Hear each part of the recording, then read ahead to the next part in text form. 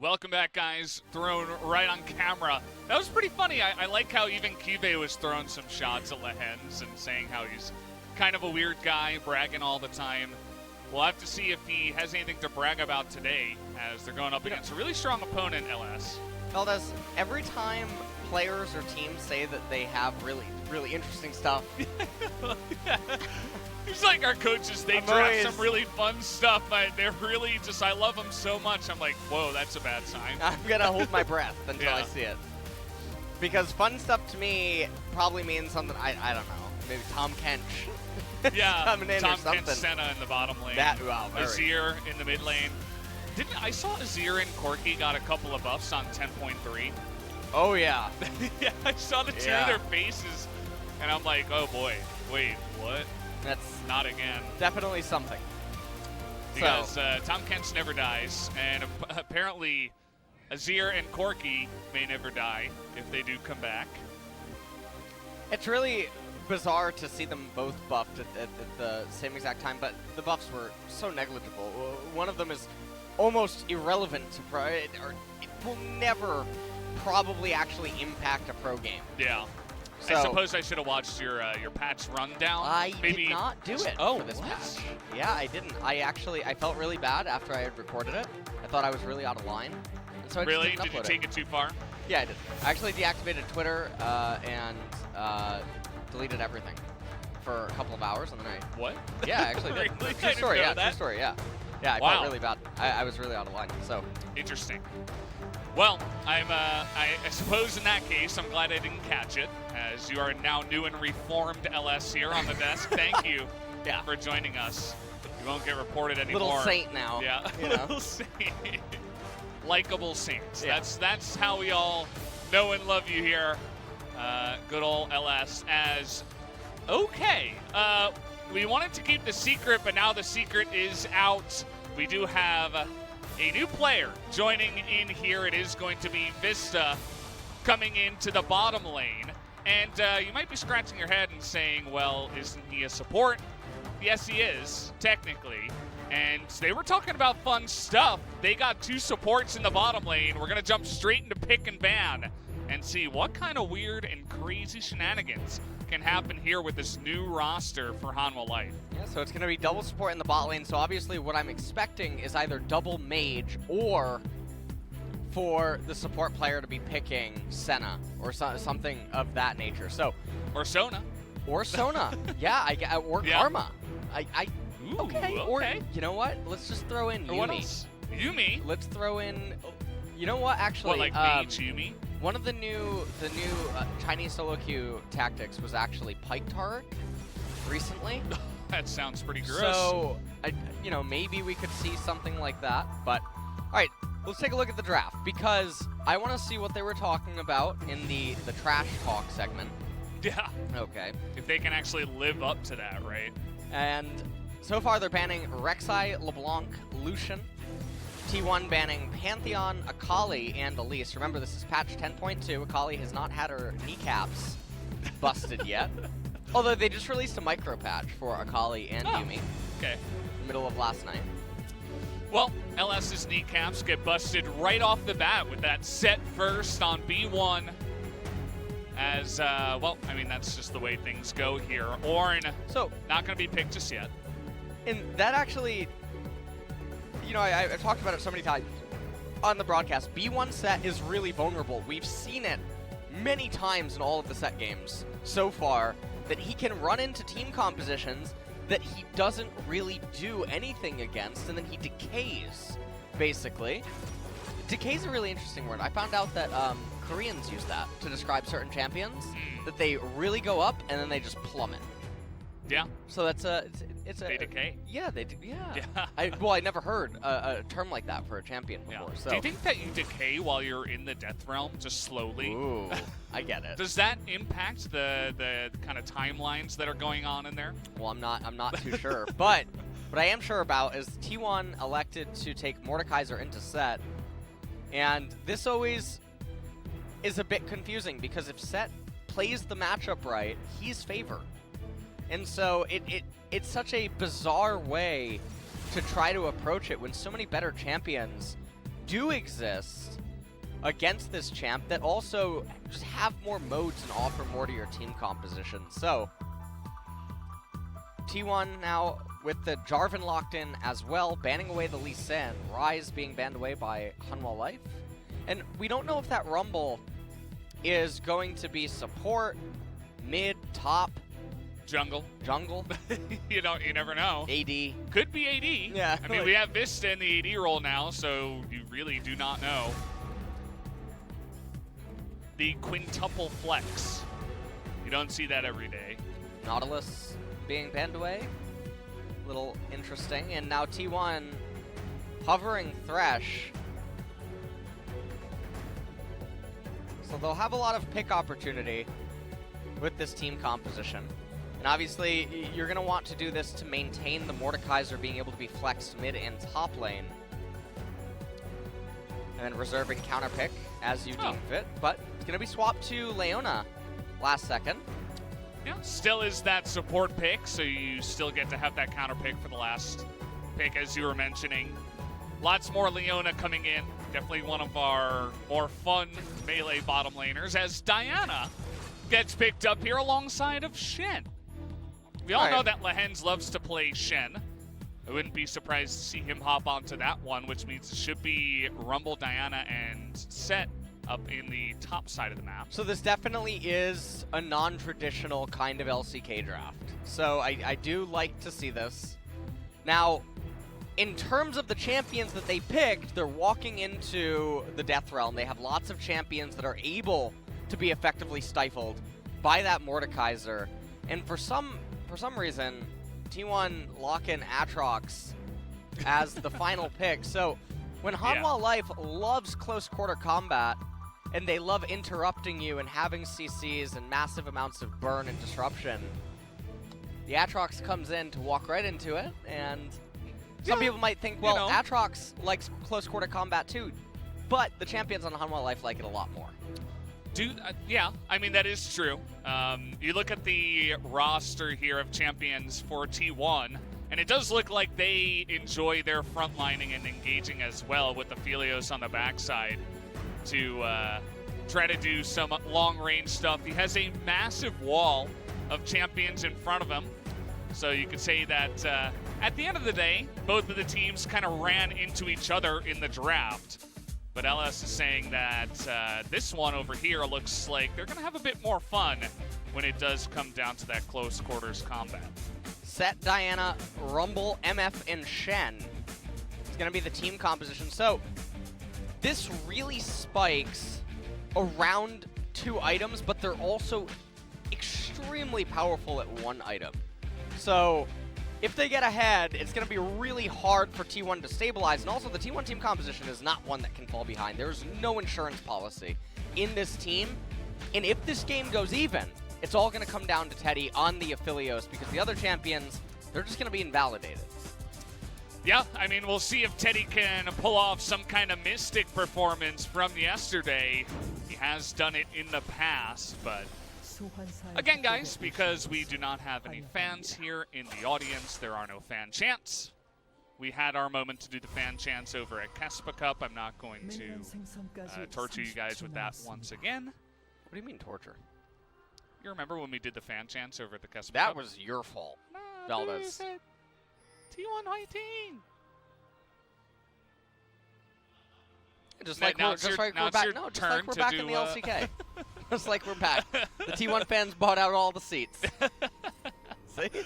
Right on schedule. Well, then they have one insider that does the Hanwha Life fan chant because they feel a little bit bad.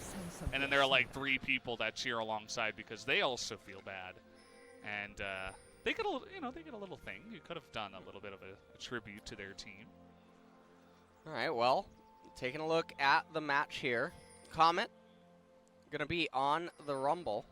Also has the Scorch, which personally I really hate Scorch outside of solo queue, where obviously winning lane is all that sort of matters and trying to get those solo kills. But in competitive, I mean, in LCK especially, we've been having games go past 30 minutes pretty often.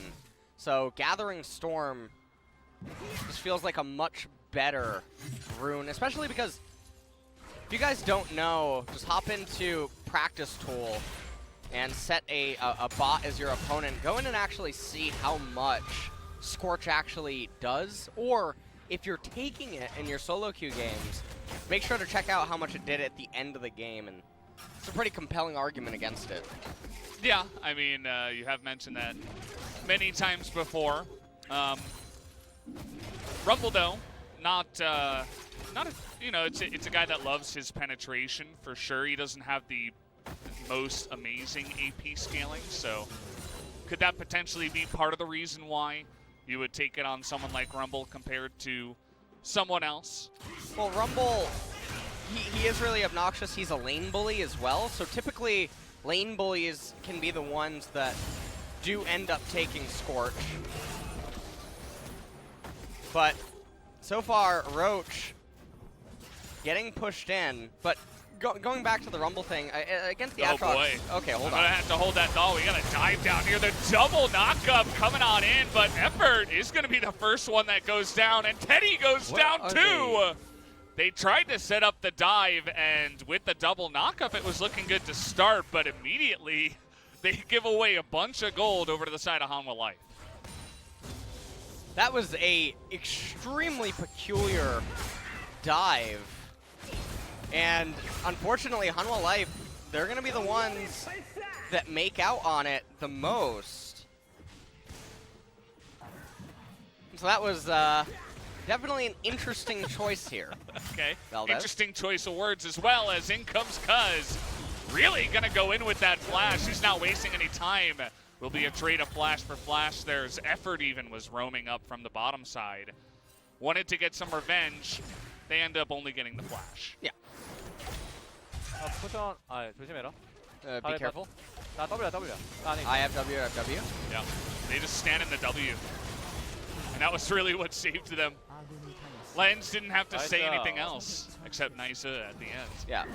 As really was all about that W. They stand on top of it, and nobody could really attack them after that.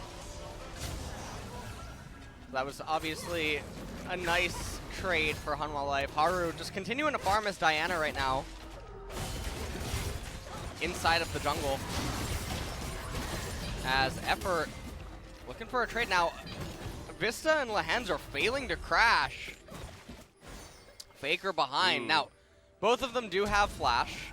Yeah, Lehends just easily able to flash away from that one. Faker, nice roam timing after it looks like he pushed in the mid wave. Just is able to use that, yeah, no freeze there. I see your unhappiness with the situation. Not going to deny any minions, just crashes it into Faker, who will miss one and get all the XP. Yeah. So doesn't deny any XP, doesn't deny level 6 ahead of Tempt, who has TP and can get back to lane for it. And also, meanwhile, up in this top lane, double Doran's Blade for CuVee. Same for MF too, actually. Yep.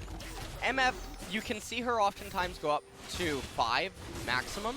Typically, she'll end up purchasing 3 depending on how the lane is going, but right now, T1, they're actually going to rotate. They're going to get themselves the Cloud Dragon, so that's actually really nice for Mordekaiser's Death Realm.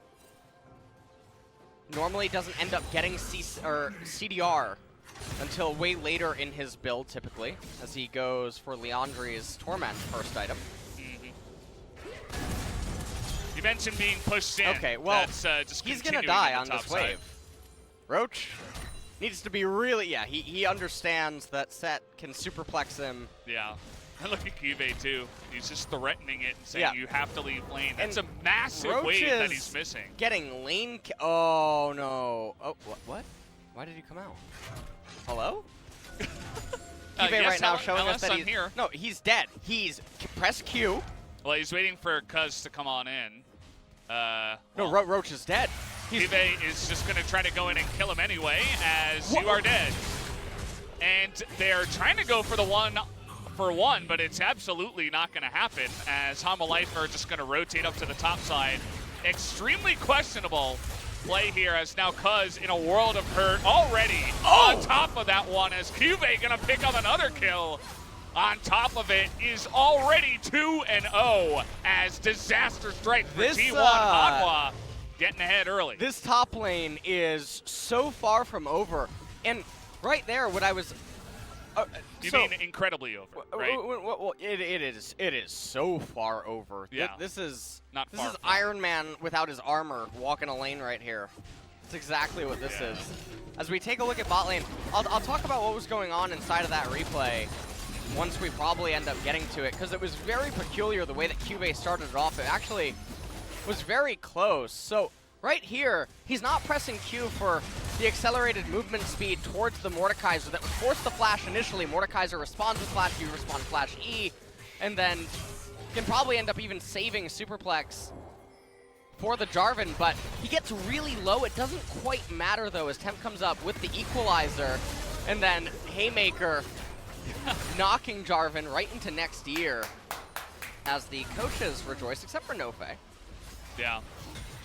Nofe knows that it's still early on in the game, although the coach in the middle was kind of leaning back in his chair and got a bit excited after that one. I mean, this is going to be a big set early on. Not only is he ahead 2 kills, but massive amount of XP in the top side after Mordekaiser missed so much from being zoned out. And then, of course, the CS gap that is already widening up here.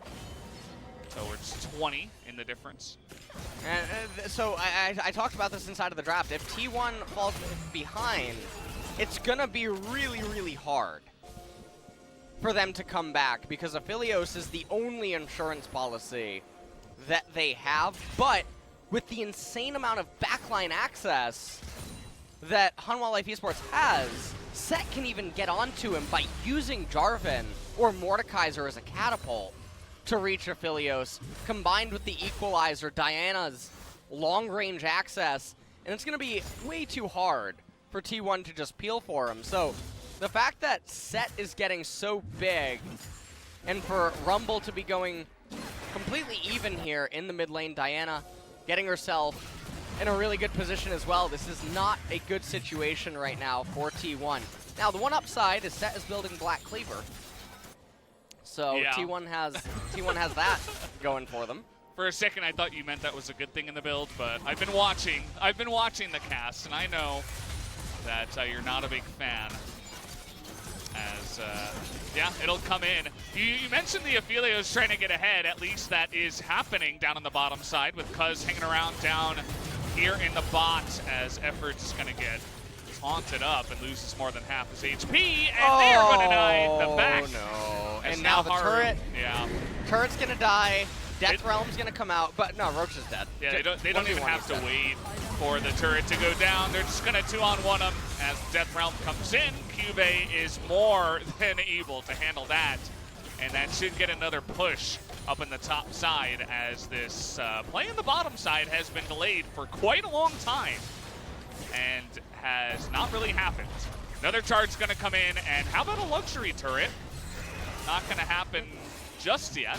They're looking to push into it just now as a nice amount of extra gold is going to be handed over here to the side of Hanwha. Okay, well, that's a very big set. He has almost a 3,000 gold advantage in top lane at 10 minutes. Interesting. Black Cleaver now complete. And so we just take a look at this. Rift Herald comes in, Superplex right next to Shelly. Roach tries to cast the Death Realm. It just doesn't even matter. He is just too far behind.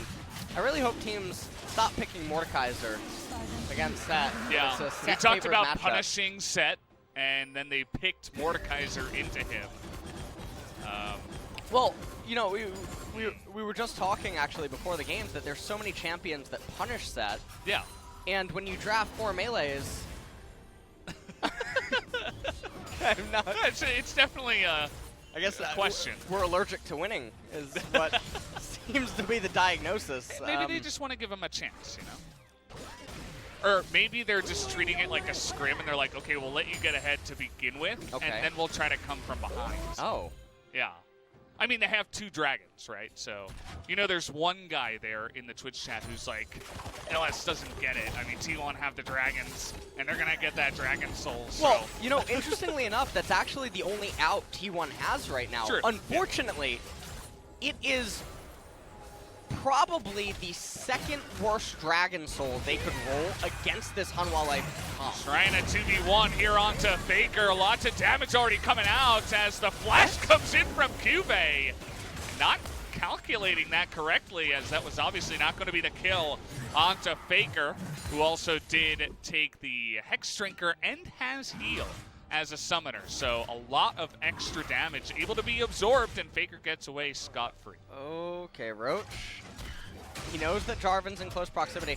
Now, this is the part of the game where you'll notice. Okay, hold on. All right, another play down on the bottom side. They're going to lock down Lehends. That was not a flash that you want to go for. Follow-up engage here in the mid lane. Jarvan doesn't do much, but will get the flash away from Tempt in the 2-on-2. Roach just a very sad Mordekaiser right now. Does have the Jarvan nearby, but look at Jarvan's health as they go into the Death Realm. Why would you Death Realm? You know, effectively locks Roach in with him. He decides he wants to try to survive for as long as possible. He's going to get locked in, as we're not diving in just yet. He didn't have his ultimate available.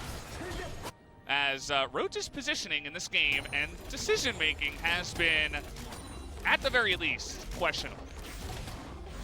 CuVee, no suplex available.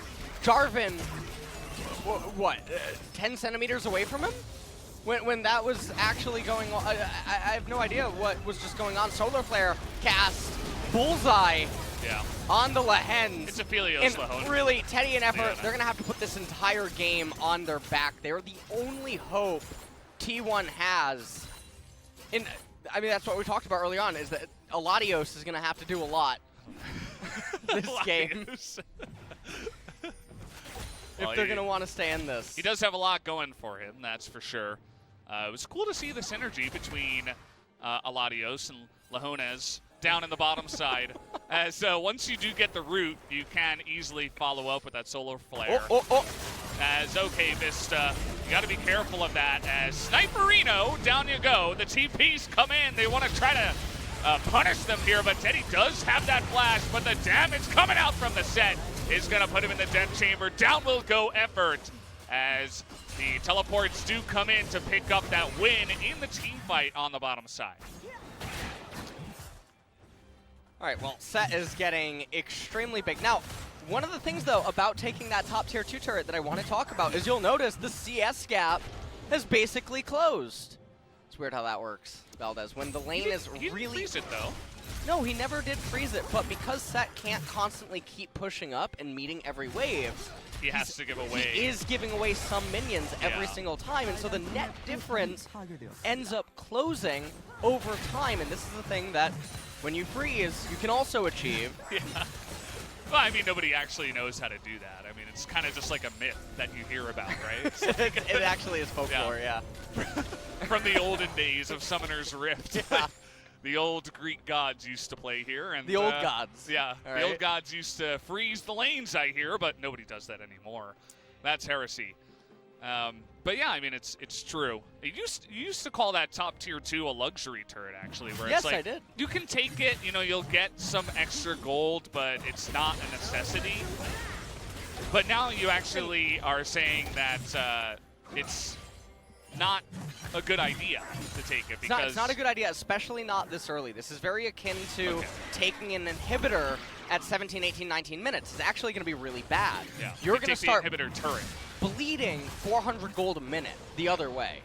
And so even if you're ahead 3,000 gold, by the time the inhibitor ends up going away, you've actually helped them close that gap a lot faster, unless you somehow manage to end the game or manage to capture a major neutral during that time. And so that's why actually Shirley can end up being a little scary, depending on what kind of a push you do. Because map positioning is really important. Mordekaiser's ahead in CS now, so if they get a set shutdown, that's going to be really big in closing everything. The death timer that'll come in at 20 minutes or so if they get the shutdown on them. probably going to equate to 2 waves going one champion's way, not sets. It's going to help close the gold gap. Really just unloading here onto Teddy. It does not end up working out as the Solar Flare is going to shut down at the end of that bullet time. But at the end of the day, I mean, Teddy, he doesn't have his flash. It's an interesting idea. He did have to cleanse, but you lock him down, do a nice amount of damage, and really all that it's going to unlock is a potential push into the mid lane. It's CuVee threatening from behind, but they have enough wave clear with the Mordekaiser and the Aphelios there and everything. They're able to shut it down, and so those 2 ultimates end up being for naught. Well, Deadman's Plate going to be the second item for CuVee here. And realistically, I don't think that's a very good item, primarily because all you need to do is get onto the back line, and everyone's going to be scattering, trying to just protect Aphelios. That Sterix is going to basically achieve the same thing. It's going to also give you more damage. And so, by going the Deadman's, yeah, you'll have more armor stats, and you'll have a little bit more mobility, but with all of the side lane turrets falling and the mid turrets being the only ones that are up, T1 is only going to be turtling, as is already. So the value out of Deadman's Plate going to be a little bit diminished. And I mean, look at Mordekaiser. He's getting further and further ahead in the CS department. Hanwha Life, despite all of the advantages that they got early on, they can't do anything with it, and this is a byproduct of the ping-ponging of lanes. Because people think there's only one way to play League, and that's to push lanes and then look to do something. Yeah, like get map positioning, right? And take away the turrets so that you can deny vision. That's so 2016, man. We gotta live in 2020. This is LS's year. The year of the freeze. The year of the Ice Age is returning. Back here in Korea. It's pretty cold the last 3 days. Greta Thunberg's my biggest fan. You know, that's what's going on here. Oh man. I'm trying to stop the climate change on some. Yeah, you're trying to reverse the effects here. Yeah. Oh no. So, is Ocean Rift a good thing for the climate, or is that a bad thing? I wasn't really sure. I mean, you know what? The vegetation more is honey good. fruits means that you can take more damage while trying to freeze.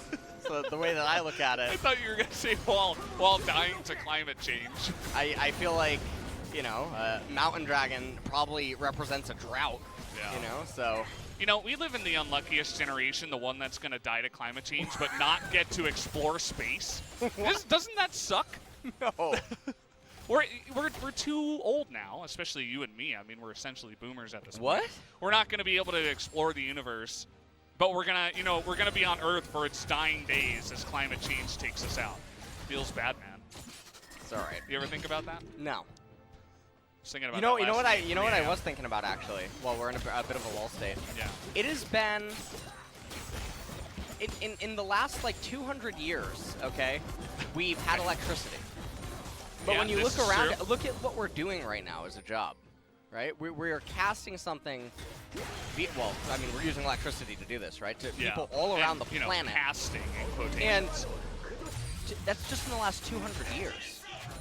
It's actually insane to realistically think about, you know? So. Those ones and zeros that are popping up on our screen and making these champions dance.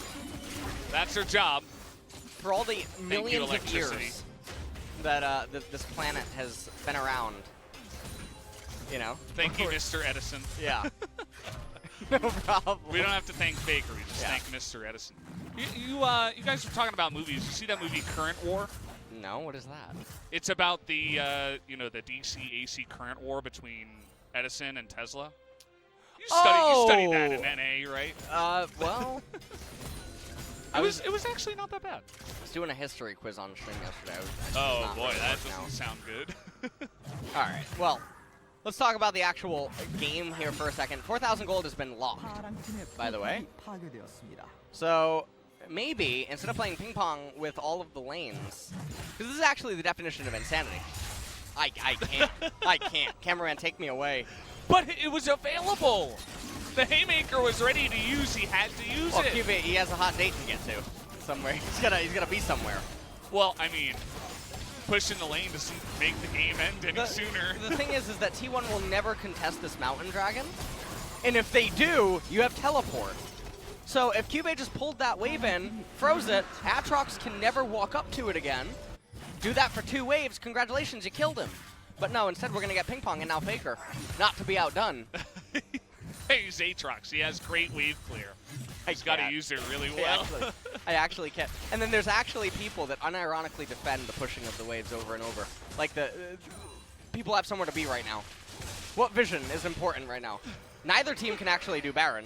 Let's not kid ourselves. We have blue trinkets that are available. Would you say that the ping-ponging or the freezing ends the game sooner?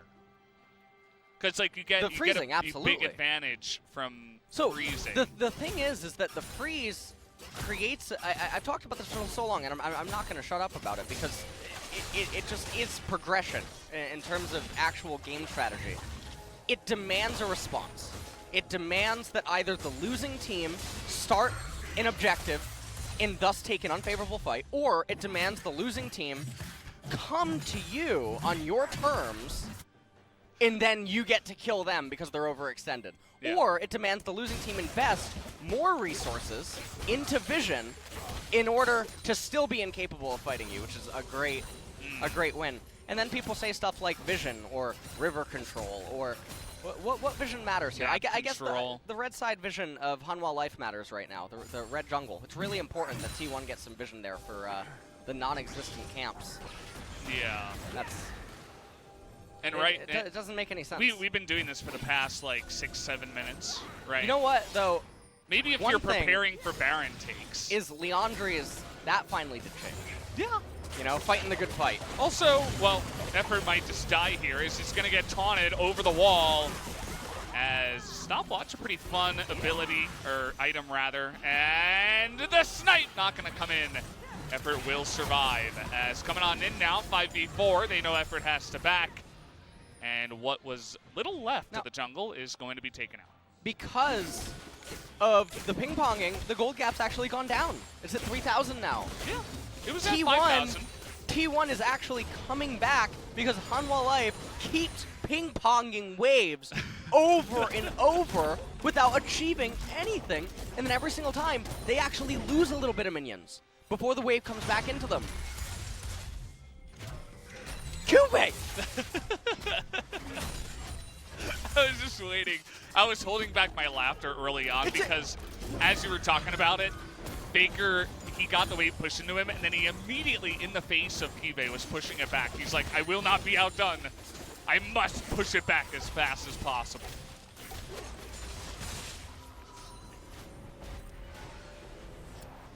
How's your night going?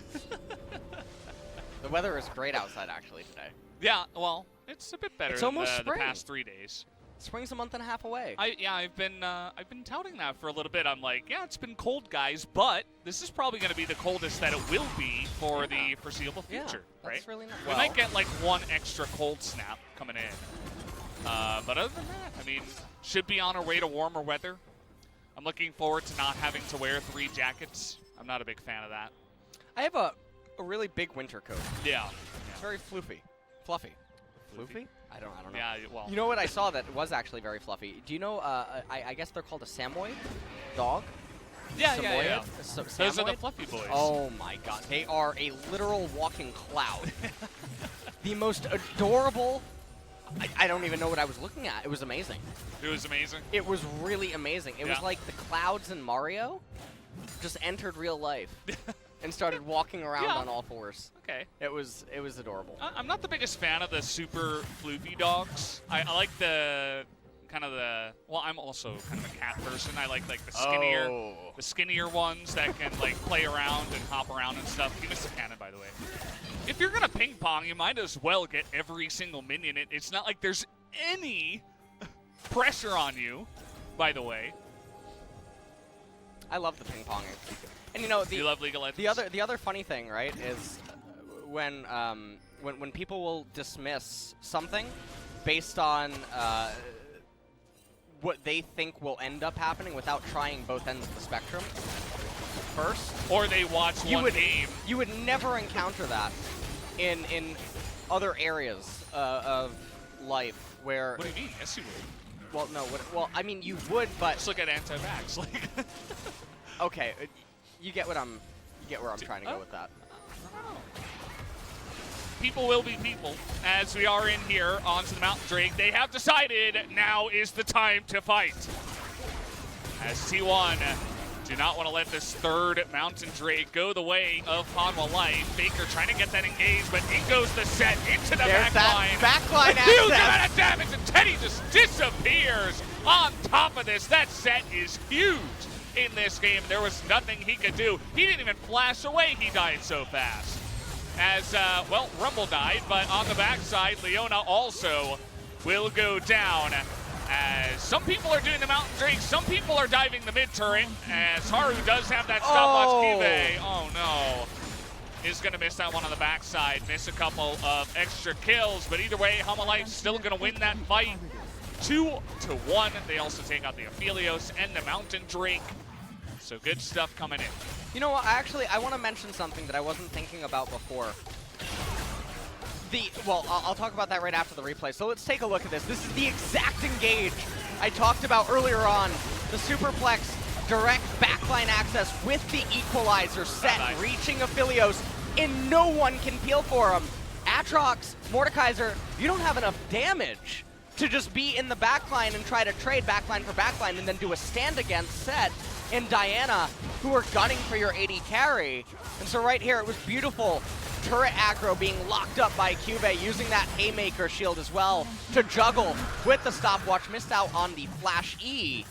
But the thing that I actually missed out on that is really nice earlier is the Dead Man's Plate actually getting 18% amplification from the Mountain Dragons is huge. Yeah. So getting those resistances is really nice. And so when you're a team that knows that you're staring down Mountain Soul, starting to actually get items that have resistances and have HP and stuff of that nature becomes a lot more valuable, because on the side of T1 right now, they don't have any pen. And so the resistances, all of a sudden, the non-tanky champions are actually tanky because they have 18% bonus resistances. So okay, here we go again. CuVee trying to lock on to that backside as Haru going to pull him in as well. Going into that one. Tempt coming in from behind, doing that burst damage onto Teddy. Has the stopwatch available. Teddy, though, is going to survive. Haru going down on the backside. Isn't going to matter, though. Doesn't look like it as Mordekaiser trying to go 1v4. In goes Faker, but he underestimated CuVee as he's still a monster, and Vsta had enough room to be peeled for. Still doing that damage. Not the cleanest fight. A 2-for-2 going both ways, as it was kind of a mixed up one there in the mid lane. The other thing about this is the core item builds for some of these champions weren't yet completed. There's no reason to fight. If we take a look at this, Faker's actually the one that pulls the trigger. CuVee suplexes him into the team. Teddy flashing away effort, doing his best, actually misses that solar flare. Lehends also missing the flash taunt, or the taunt on Shen. Not a flash actually used. And this fight actually panned out pretty good for T1.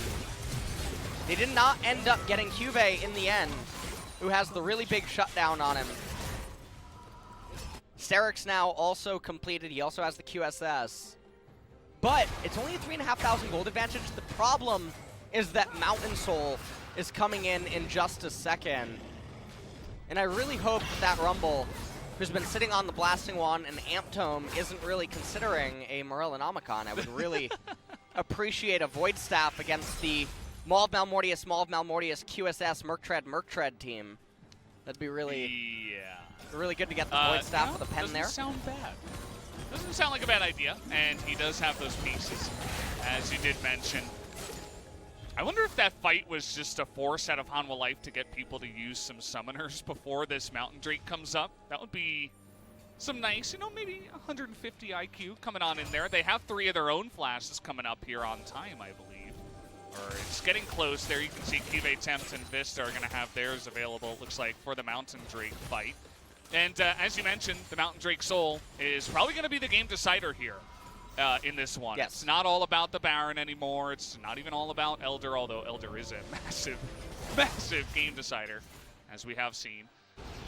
But it is really going to be all about that fight. So getting the push on in the top side from Tempt. Doesn't have his TP. He's got to get back here and in position for the Mountain Drake fight. Pushing it in early is T1, trying to deny some vision before this fight does come down.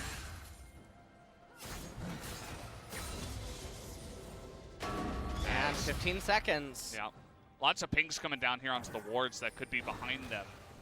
We do know that CuVee does have his teleport, so nice looking out here by T1 to say, okay, he could teleport behind us, but there is another ward behind them, and there's even one here in the mid lane if they do commit onto the Mountain Drake. Okay, trying to go 1v1 here. In comes the TP from the right side. Faker is going to be pinned here, 2v1. Can he get out of this one? They're trying to burst him down, and down he will go. As now the equalizer is going to slow a bunch of them. In goes the Shen for the big time engage. That's already 5-on-3. And he might be already closing out the final chapter of this book, as Effort is also not going to get away. And that will be the easy Mountain Soul. The Baron, whatever Hanwha Life wants on this map, will go to them. And I mean, both are definitely going to go to them. They're going to get the Mountain Soul recall, and then they're going to be able to use the Mountain Soul in the Baron to demand T1 to come to them one more time. And they're going to have the low ground. And as we know in Summoner's Rift, the low ground is much better than the high ground. As I just want to point out that Tempt, he's getting the MVP vote for me. He got the Void Staff, not the Morello. So fighting the good fight against the Forbidden Book. As Faker, yeah, he just got flanked on. Yeah. They tried to clear out the wards, you know. Props to them. They tried to put down some control wards, but they didn't get that very important one that ended up just flanking Faker there. And Effort, I mean, 야 ultimately, 괜찮아 구원 있어 강 가 다 죽여버려 he almost swore. He 야 said, 욕 I have ult. 먹자 얘들아 욕 먹자 Let's see, dragon, 성 dragon. 가자 사용 가자 Let's get 4 dragons, 4 또 dragons. 들어 바로 돼 Or I think that he just means soul. I don't know if that's actually directly what it translates to. Sayo. Sayong? Yeah, I mean, it means 4th dragon, but I don't know if that's how they refer to soul. Yeah. You know what I mean? Could be. Yeah. Not 100% sure. All right, so this is it. I mean, Mountain Soul, everyone is just getting such insane free stats right now. They're all I think beefy Shen boys has now. 450 extra HP, 24% ramp on all of them. Okay, yeah, Tempt over there, I think he has, what, 250, 350? And look at CuVee, he's just running at them. They know they have such That's a beautiful massive win. The equalizer is just the icing on the cake at this point, as Teddy is also going to have to flash away from this one. Everybody running with their tail between their legs, as T1 looking to get smashed here in game number 1 by Hanwha Life. They're not going to go for the game-ending push just yet. After picking up 2 kills, they will pick up the Baron, and then perhaps go for it. They're so far ahead, they really could do whatever they want. So this is obviously a really big victory here for Hanwha Life Esports, because they're taking game 1 off of T1, who, all right, let's take a look at this replay. CuVee, he said, let's do this, let's do this, let's do this. Goes in E, I mean, that was a beautiful E. Yeah. And such a combo too, equalizer with the W. Not only did they draft fun stuff because of the really nice and flashy composition from Hanwha Life, it's something different, but also it's effective. Their team fighting is pretty insane. You have Diana that pulls everybody in. You have Zed that can pull a bunch of people towards him, and other guys to lock him down for the equalizer, and of course the bullet time out of MF. It's a nicely crafted composition. It's very nice to see a comp like this, even the way they drafted B1, B2, B3 allowed T1 to respond, but T1 just drafted themselves into a hole yet again. This is the 4th draft loss for T1. 4th in a row. And well, it's not anything new, right, for T1? It's not new at all. We talked about it in the Kespa Cup. I talked about it all of last year. Yeah. For such a star lineup and star org to constantly be handicapped at the knees by the drafts and have to mechanically outplay the opponents over and over. How about a 4-on-3? Well, it's going to turn into a lot better for Hanwha as Shen is going to come in. There it is, mixing everybody up on top of the Rumble. It's exactly what you're going to get with this kind of comp, as T1 saw it coming, but perhaps he didn't know it was going to be this scary, as Hanwha Life now going to push in with the Baron and take game number 1. All right, well, that's going to be it for game 1. Now, can Hanwha Life do what I think many people did not expect, which would have been, or which would be the 2-0, and I think that the real question, or whatever, well, what I'm wondering is, what is going to happen in the draft? Because apparently, that kind of a draft discrepancy, T1 is not able to just overcome. But remember, the lead that CuVee got in the top lane was not really translated as much as one would have expected. Lost State ended up happening. 4,000 gold lead ended up getting locked, and that was a drop-off from the 5,000 gold advantage. Yeah. But team composition really couldn't be overcome. Aladios not able to do a lot that game. Yeah, I mean, they needed probably 10, 15 minutes more and to not get stuck in some of the team fights in the mid-game and somehow deny a Dragon Soul, I think. The other thing about it is the Mountain Dragons being stacked was actually really problematic for T1 because they're not a comp that builds pen. So having to tear through squishy and mid-rangey type of champions that are now all tanks is really problematic. Yeah, it was interesting. It's another thing that you talked about with, what do you want to do with the Dragons? Maybe you just let the enemy team take the first 2 so you can stack up the mountains. The other option would have been Infernal, so they could have stacked Infernal Soul or Mountain Soul. Yeah. Because it was Ocean and Cloud, if I'm not mistaken. I'm a very big fan of 2. intentionally stacking souls, but there will be compositions that you do need Elder to win. We've seen that a couple of times, actually, where even T1 was bailed out in later stages. Take a look at that damage in a comp of Rumble and Misfortune, who just stack up insane amount of damage. Set ended up getting the most, as he was fed from minute 3 or 4 in this one. Yeah. I think CuVee, the obvious MVP in this game, although his team did help and come up to support him after the first kill and really get that top lane rolling and get that snowball going. A fun draft, not really responded to at all by T1. There need to be changes come game number 2. I mean, there's only so many things you can change with freezing and all this good stuff, but the draft, I think, is a good start to change with. Hopefully Can T1... they just pick Ornn? Pick Ornn. Yeah, by the way, Ornn... Pick scaling champions. I don't think Ornn was even banned in that game. And I got a crazy idea. I got a crazy idea. When you have some of the best players in the entire league, maybe... Oh, bear with me, Valdez. Okay. Maybe I'm listening. Draft champions that are really good 15 to 30 minutes. Might not win laning phase. Might not win laning phase. No, it sounds bad. Oh, all right. no. All right, I'm gonna. You know what? I'm gonna go to the pharmacist. I'm gonna need some. Absolutely not. Not for you, Alex.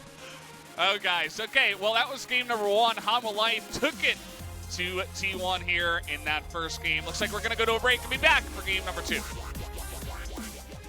Thank you, Ji-sun, as always, for the wonderful translation there of the analyst desk. And seems like the analyst desk was all about CuVee. And, well, he's not going to be getting subbed out or anything, but on the opposite side, we do have Kana coming in. Going to announce it a little bit early, as I suppose T1 thought maybe the reason they lost was because of Roach. It's actually, I talked about this with Atlas, and I talked about it a lot when I'm doing coach streaming for NALCS, and even LEC, but I can't coach stream that.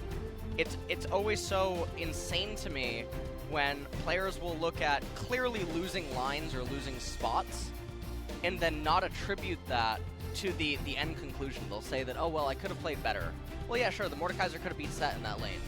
Mordekaiser could have killed him, maybe even, in some scenarios. Maybe a different player would have beat Set by 30 CS or something like that in a different game. Doesn't change the fact that the foundation's flawed. Yeah. So the responsibility on you is higher, and the ask out of you is higher.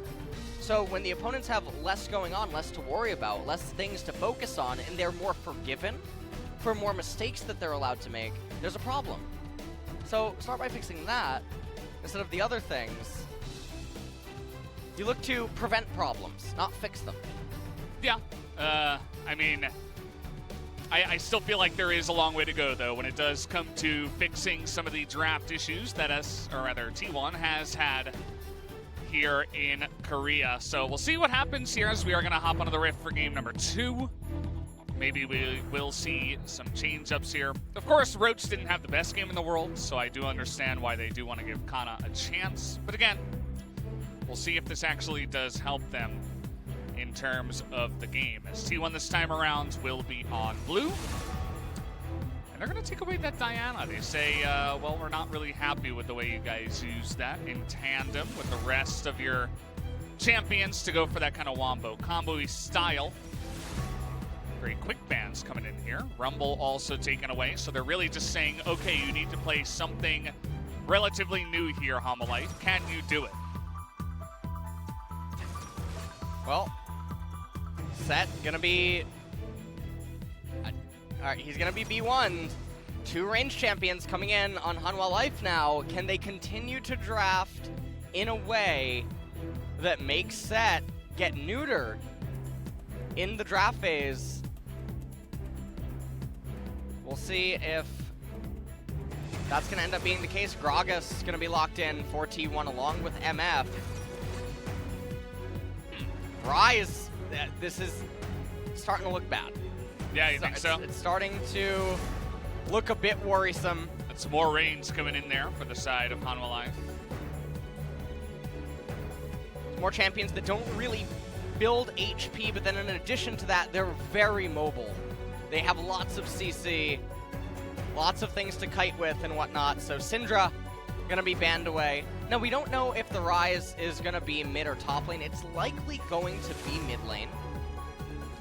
Lucian now gonna be banned away. That is mostly for Set. Yasuo Gragas denied alongside of all of this. Can go all AD with the Gragas. Yeah. Going AP. And then that actually does turn him into a pretty scary champion. The opponents don't build any magic resistance. Gragas has really good dental hygiene. I just want to point that out. And he's very white teeth. Yeah, extremely pearly. His beard is also very straight, too. Flowing, and there's no curls or clumps or anything like that. He must use some really expensive conditioner. I do think that he's metrosexual. You think so? Yeah. Wow. I mean, it might be. I think he really takes care of himself. I can't deny that. It's very obvious there from his splash art. Vayne. Yeah, Vayne comes in. Ooh, this could be... It could be a flex with Aphelios and Vayne, where Aphelios actually goes top lane. The Shy has actually played that a lot. He's actually been streaming on Twitch TV these days. I do know that Aphelios versus Set does favor Aphelios. Could also just be Vayne against Set. Yeah. Obviously, very slippery, even if Set lands the suplex. Doesn't mean that Vayne can't continue to outplay him. And now, looks like T1 is trying to... Okay. Cassiopeia. Now, I really like this. There's a lot of short-range champions on the side of Hanwha Life. But if they get a mage support, yes, there is a lot of AP on their side, but it would really hurt T1, who are also sort of short range. So Cassiopeia comes in here as an AoE wave clear type of champion against the enemy team composition, not against minions. Yeah. And so the Miasma and her ultimate, very effective against what Hanwha Life has drafted. You can also see Faker taking Cleanse currently. respecting the Rise Rune Prison as well as the Elise combo. Mm-hmm. So you feel like overall this draft, a bit of improvement compared to Game 1? So even if we're not 100% of the way there? T1 has a lot more leg room this game, but they have an equal amount of way to just lose complete control if Hanwha Life gets going. Sounds shaky. I would still favor Hanwha Life in the draft, so this is definitely not a very comfortable position. If you're a T1 fan, you're down 0-1, you're watching this. We're going to have to pay attention to all of the lanes. Faker is going to have a lot more control this game, though, and the Cassiopeia is one of the core pieces of this team composition. So we'll see what he can end up doing with it. We'll also see how well Kana can fare up in top lane against CuVee's Vayne, and Vayne is not a champion I think of when I think of CuVee. That is not that is one that I would associate to his playstyle. A bit strange to see him on a champion like that, but I suppose they say you had a good game in game number 1. You were able to mechanically outplay your opponents and just outplay in general. So maybe you could play the Vayne. He's an R player. They don't play exactly the same, but he has played stuff with some range in the past. As it looks like we're ready to hop onto the Rift for game number 2, T1 on blue up against Hanwha Life Esports on red. And in we go into the jungle here for T1 potentially. Setting up in the Pixel Brush. Oh, Spider will end up finding Gragas. They're going to use that opportunity after seeing the Nautilus to move on in, get some deep vision down. They know it should be, at best, 2v1 for the blue team, so easily able to plop that one down. Probably going to go back by a scanner. We'll have to wait and see how this does help out Hanwha Life early on. Well, looks like Cuzz is going to be starting on his red buff. Now, what is your favorite set skin?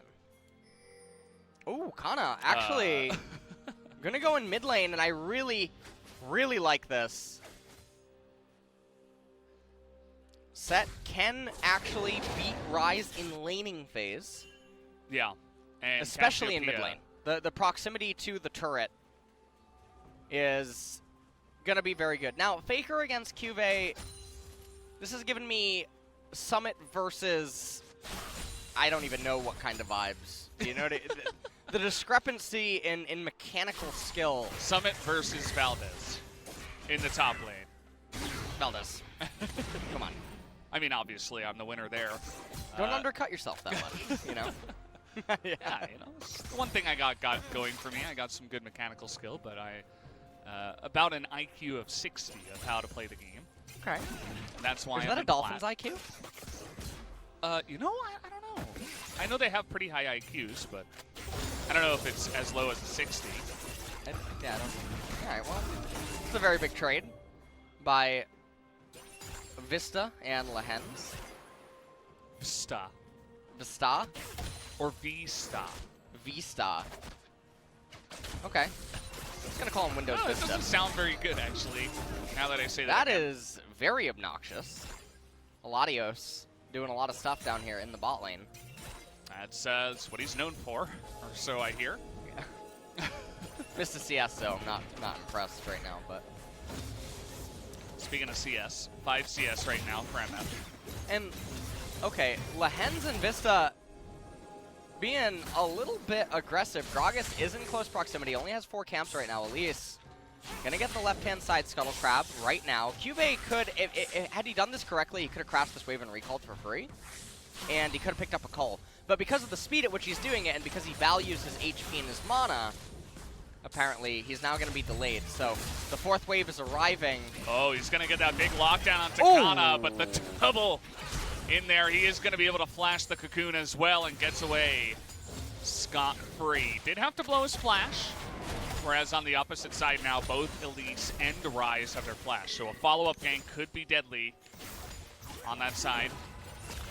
Seeing a bit of a roam up here now into the Scuttle Crab with Rise backing. This should be T1's. That does come in, miss on the dredge line.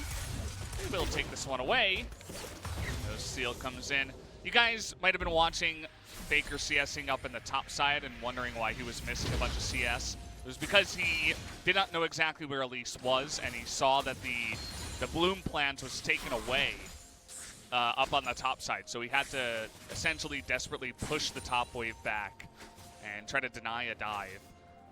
Ended up missing a couple of CS for it, but it was the safe play to go for. Elise didn't end up going for the dive, but still the right thing to do. Meanwhile, we do have another response swap coming in here, as Tempt is going to go up to the top lane now with Bane going mid. Yeah. This is definitely a nice play here by Hanwha Life to reinitiate this lane swap. And CuVee now in mid lane. Just with the Doran's Blade still. Kana does still have his teleport available, so we'll see what he's actually waiting for. As Tempt comes in there, knows where Cuzz is, but he's going to end up losing his control ward. Lehends sticking by the mid lane. Kana does not have flash. Oh, it's just going to proc the demolish and then leave, I think. Well, no, it doesn't actually get it. Interesting. Not Totally sure. Latios, a lot of responsibility now. He has to 1v2. That's a lot to handle. Yeah. Lane state's okay. Faker 15 in 3 on Cassiopeia. In the LCK. I mean, it's okay. You know. Yeah. And it's 5-1. Yeah. You know. I've had better with 3 games on a new champion or something like that. Yeah. Makes sense, yeah. Jonah Strong having a fun time switching around all the names. Thank you for that. I actually really like that. Good observer. Yeah. LCK observer, best observer. Don't at me. Also, Merktread's first item here for set. Talked about before about how the mobility can help him actually convert into more damage. As Hanwha Life now, they're going to be the ones that pick up the Cloud Dragon. Faker and Set, well, Faker and Kana, I don't know why I said it like that. Yeah. Threatening a dive, and it's really scary. The suplex into the miasma, there's not really a whole lot of response the opponent can do, and CuVee going to get zoned off this entire wave. So this is the exact kind of thing that T1 needs to be doing. Now, the response here is going to be a potential 4-on-2 dive in the bottom side, but it is read well by the side of T1. So they're going to back off of that bottom turret and deny a dive coming in from Hanwha. Also, they got those plates. And now CuVee trying to walk up. Has those tier 2 boots, the Berserker Greaves. XP point. You can see Kana. Yeah. And I mean, almost Faker is leading, but yeah, Tempt up there. And look at CuVee. He is down in the dumps at 6.5. So Faker and Kana, very comfortable advantages. Effort hooking onto the turret, making his presence known. 3.5 minutes until the Infernal Dragon. Predator Boots completed for Gragas. Yeah. And so, if this game continues to go super even like this, the Cassiopeia can really go off in the mid game, and for Vayne to not have really accrued any advantages for herself, it's not a very good feeling. And so T1, at least at this stage,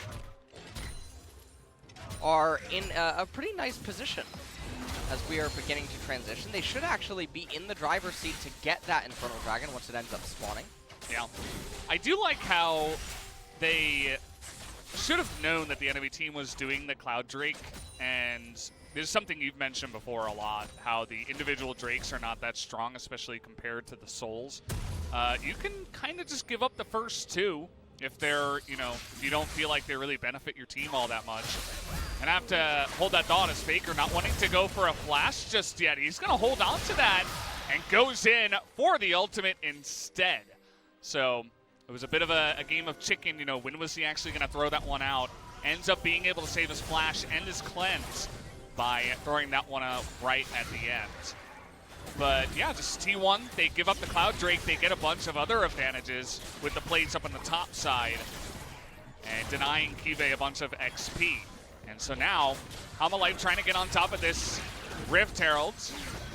As Shelly has been started here, Cuzz and Effort look like the only two that really are attempting to punish this or fight at all, as all 5 members were coming in there. Lehends level 5 now. We'll see if he can get out of this one. Rahan pretty squishy at this time, but is able to just head out as okay, bullet time. Not going to be enough to take him out. Lehends, keep in mind, still had flash. So kind of desperate attempts to take out a Rakan. That was really just never going to happen. Yeah. At this point, though, Effort and Teddy, they're going to be able to crash this wave 1 minute and 30 seconds until that Infernal Dragon. And CuVee trying to do whatever he can to try to chip away, but Hanwha Life not accomplishing all that much in recent moments. Teddy, okay, it looks like Teddy and Effort probably going to stay for 2 more waves, and then they will reset. So the wave that is passing the inhibitor right now is likely the wave that they ideally want to stay for, but Effort might die. Yeah, building up a ton of those Crescendum stacks and is able to put down the turret now. Effort in a lot of trouble. Is going to get the knock up into the trench line. Nice little escape there out of a very unfortunate position. Does have to blow his flash to get out of that one, but Vsta is denied the kill. And now Haru up here in top lane 1 minute until the Infernal is coming up, and Teddy's actually locked into the lane, and so now the Rift Herald being spawned. This is going to keep him locked here. Gragas, Faker moving over to the top turret. We'll see how many turret plates can actually go down. Cuzz does not have the cask available yet. And now Hanwha Life, they're going to back off. They're going to, I think, just rotate straight to the dragon. And I like what Lehends is doing. This is really subtle, but that is guaranteeing a very strong slow push into Hanwha Life. Yeah. Because it's making the minions bunch up in closer proximity to the reinforcing minions. And so as the minions just sort of do their own thing, barring some freakish RNG, it's going to very slowly push back into Hanwha Life. And so now Hanwha Life gets the dragon. They get to return to a freeze in top lane in a really good lane state. Yeah, it's definitely a very good point. I'm glad you did mention it. We used to see that in the bottom lane on the first wave a lot of the time, so you guys might be familiar with that tactic from the start of games in the bottom lane. But either way, we do have this fight over the Infernal Drake now. T1 doesn't want to give it away without a fight. Look at Lehends' position, though. Coming in from behind. Cocoon. Yeah, and he's going to be spotted here, so T1 able to turn onto him at a moment's notice, but the Drake is going to be started up. Okay, Elise is losing a lot of HP, though. That is Aphelios with the... Oh, there my... it is, the massive root onto 5 of them. That's the first kill. Big bullet time comes in, though, and the cast is going to get everybody low, and even Gragas is going to pick up the smite onto that Infernal Drake. Everything turning on its head. Even after that massive root, too much damage coming out of T1. So, T1 were in a losing situation, but then Lehends goes super deep into T1, but no one can actually follow up because Cassiopeia. And then Cuzz manages to get, watch this one more time. So Aphelios gonna get the massive AoE, CuVee ults, gets hit by Nautilus, and then everyone stops doing the dragon. Why? It's at 1400. They could have just gotten the dragon and then Rise ulted out, or tried to run south away from the T1 members. So a little bit of poor execution out of Hanwha Life, but a good capitalization on that mistake by T1 nets them the leg up in this situation. They also get themselves the Infernal Dragon, so big victory for them. Also, Kana, a bit of a savant, building the Trinity Force on set. Literal savant over here in the top lane. We all know that's what LSs do. And yeah, he's doing pretty well in terms of farm as well. King of that, though, is Tempt in this game. As yeah, it was a bit questionable. You know, you could have just tried to zone them out, not take the fight. There's a lot of game-changing ultimates on the side of T1, namely the bullet time, the cast that comes in, and the suplex actually to push Lehends out of that fight was pretty flashy as well from the side of Kana. Denies that engage from the Rakan, and they're able to pick that one up. As you mentioned, you know, that bit of damage that Elise was taking on the Dragon, it ended up being extremely important in terms of the way that the fight went, because Elise died and wasn't able to smite the Dragon. And so the Infernal did go the way of T1. Yeah, it's actually a really good breath of fresh air if you are a T1 fan in this game, as things are really going well off of the lane swaps, and then obviously that very big victory around the Dragon for them. It's quite nice. XP points, you can see here. Tempt still in the lead actually by quite a lot on this rise. Also has quite a large CS advantage. That's what is keeping the gold score as close as it is. He's done the most PvE by far in this game. As, that looked cool, guys. Yeah. That looked cool. That's all I'll give you. But most of the time, Tempt has just been sitting in the lane and farming up, mostly in the mid lane. He looked like he was more than a level ahead even of Faker, so looks pretty good for them. But now T1 on the forefoot is going to be able to pick up Shirley. They're looking to potentially push the top lane, but nobody's down here on the bottom side. And so you might just have a trade of pushes potentially that do come in. No plates anymore. So would expect to see at least that bottom turret go down. T1 gonna say, sure, you can have the bottom side. We'll push in the mid lane. We have Shirley, and they're even looking for the engage here. The big burst damage onto that Rakan stood absolutely no chance, but effort on the backside. Vsta threatening him. Not going to end up mattering as the push continues from Now, T1. Remember what I said last game? Oh, I remember. Taking an inhibitor this early. Now, okay, the correct play is actually to back off, not take the inhibitor.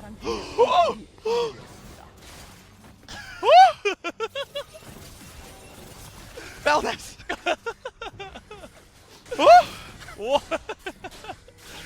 Hold my hand. It's a miracle.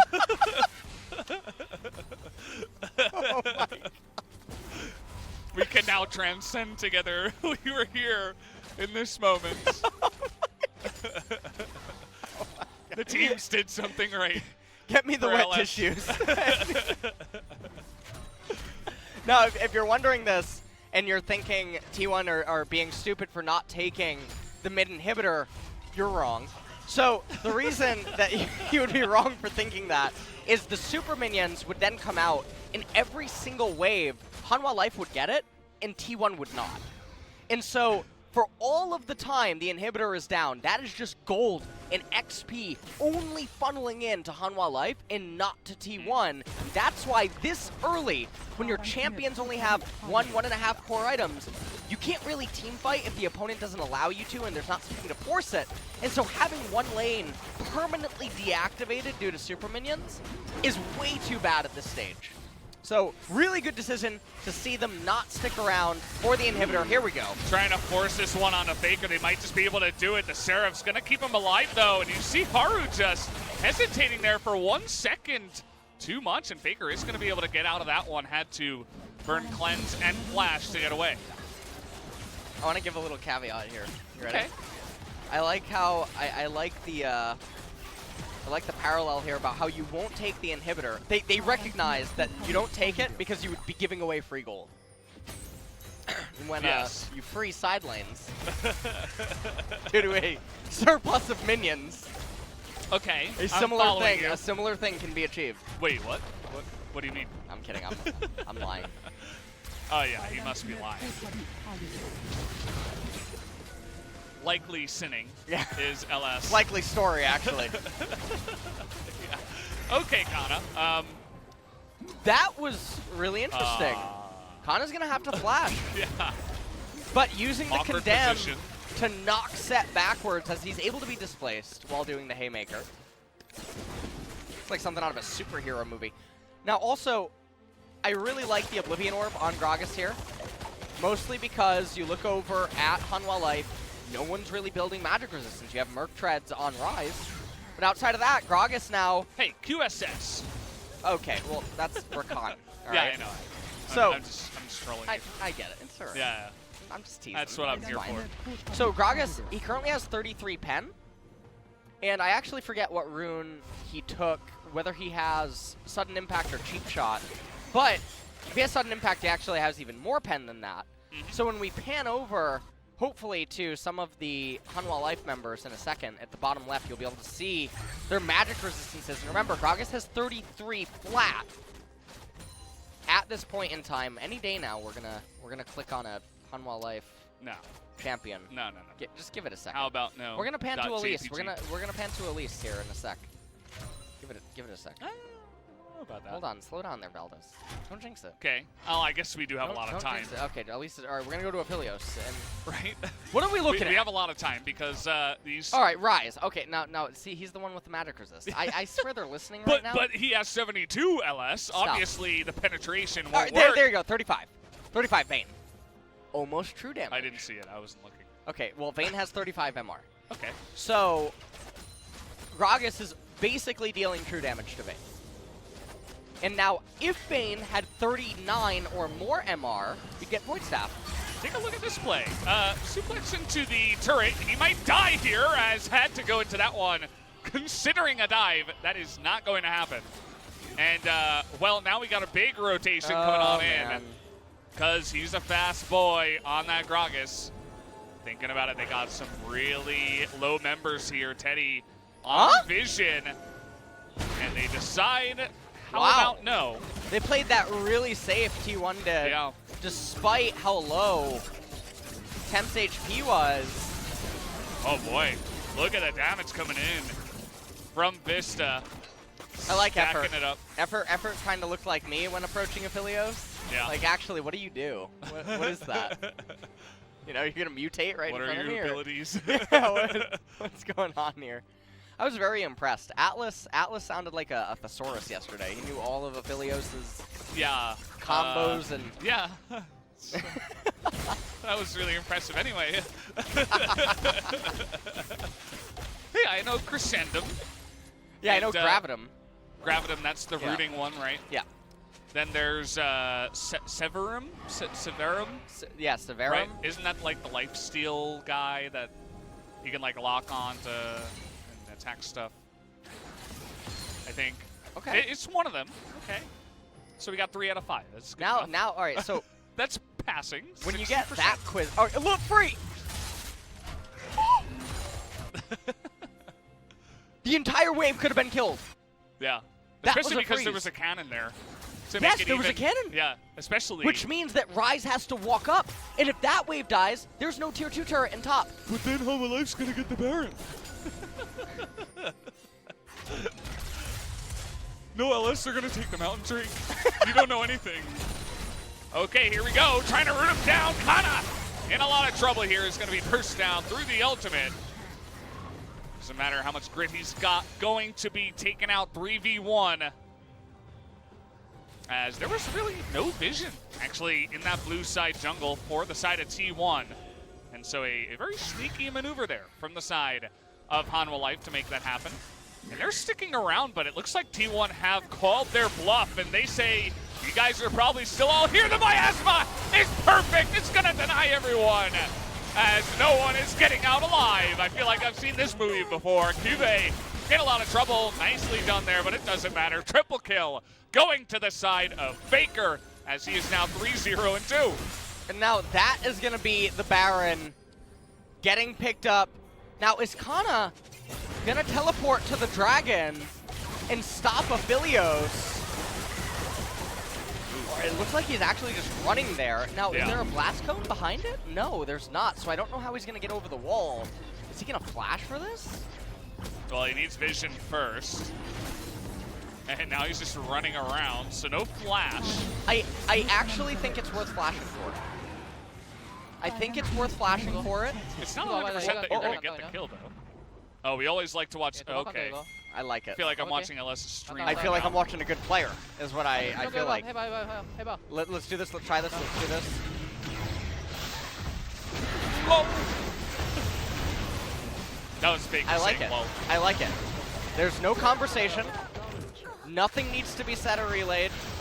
This is the got him. ideal That's mic it. check that I like to listen in on.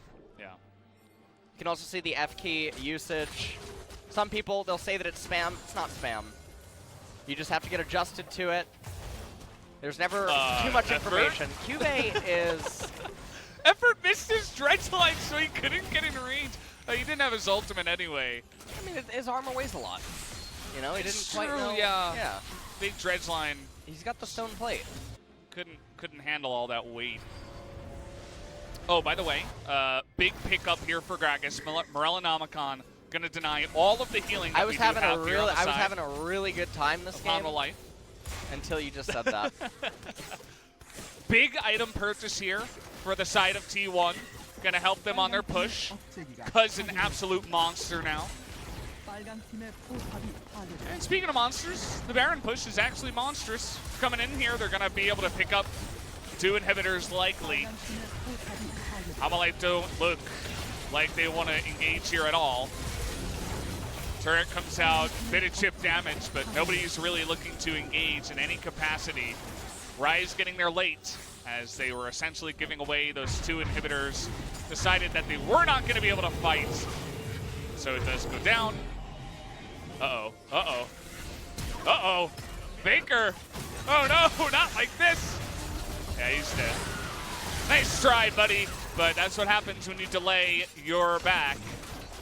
As it looks like he poisoned the ground, and that's something you do. You can cast some spells to build up Seraphs, but his Seraphs was already built up. So I'm not really sure what the idea was there. Perhaps he was pressing too many F keys, LS. Maybe No. a little bit distracted. No. Did you see Tarzan's flash yesterday at Wraiths? Yeah, that was nice. You like that? Yeah. Yeah. Maybe he was pressing too many F keys. Maybe, perhaps. Yeah. Perhaps that See, was nobody actually. talks about the detrimental effects of F keys. Yeah. It's one of the unsung things here in esports. Yeah. All right. So Now you'll see he cast his poison. That means his back is late. it's really weird, actually. Yeah. What His Seraphs what was he already built. Yeah, what he was doing. He already had the steer at max. Yeah.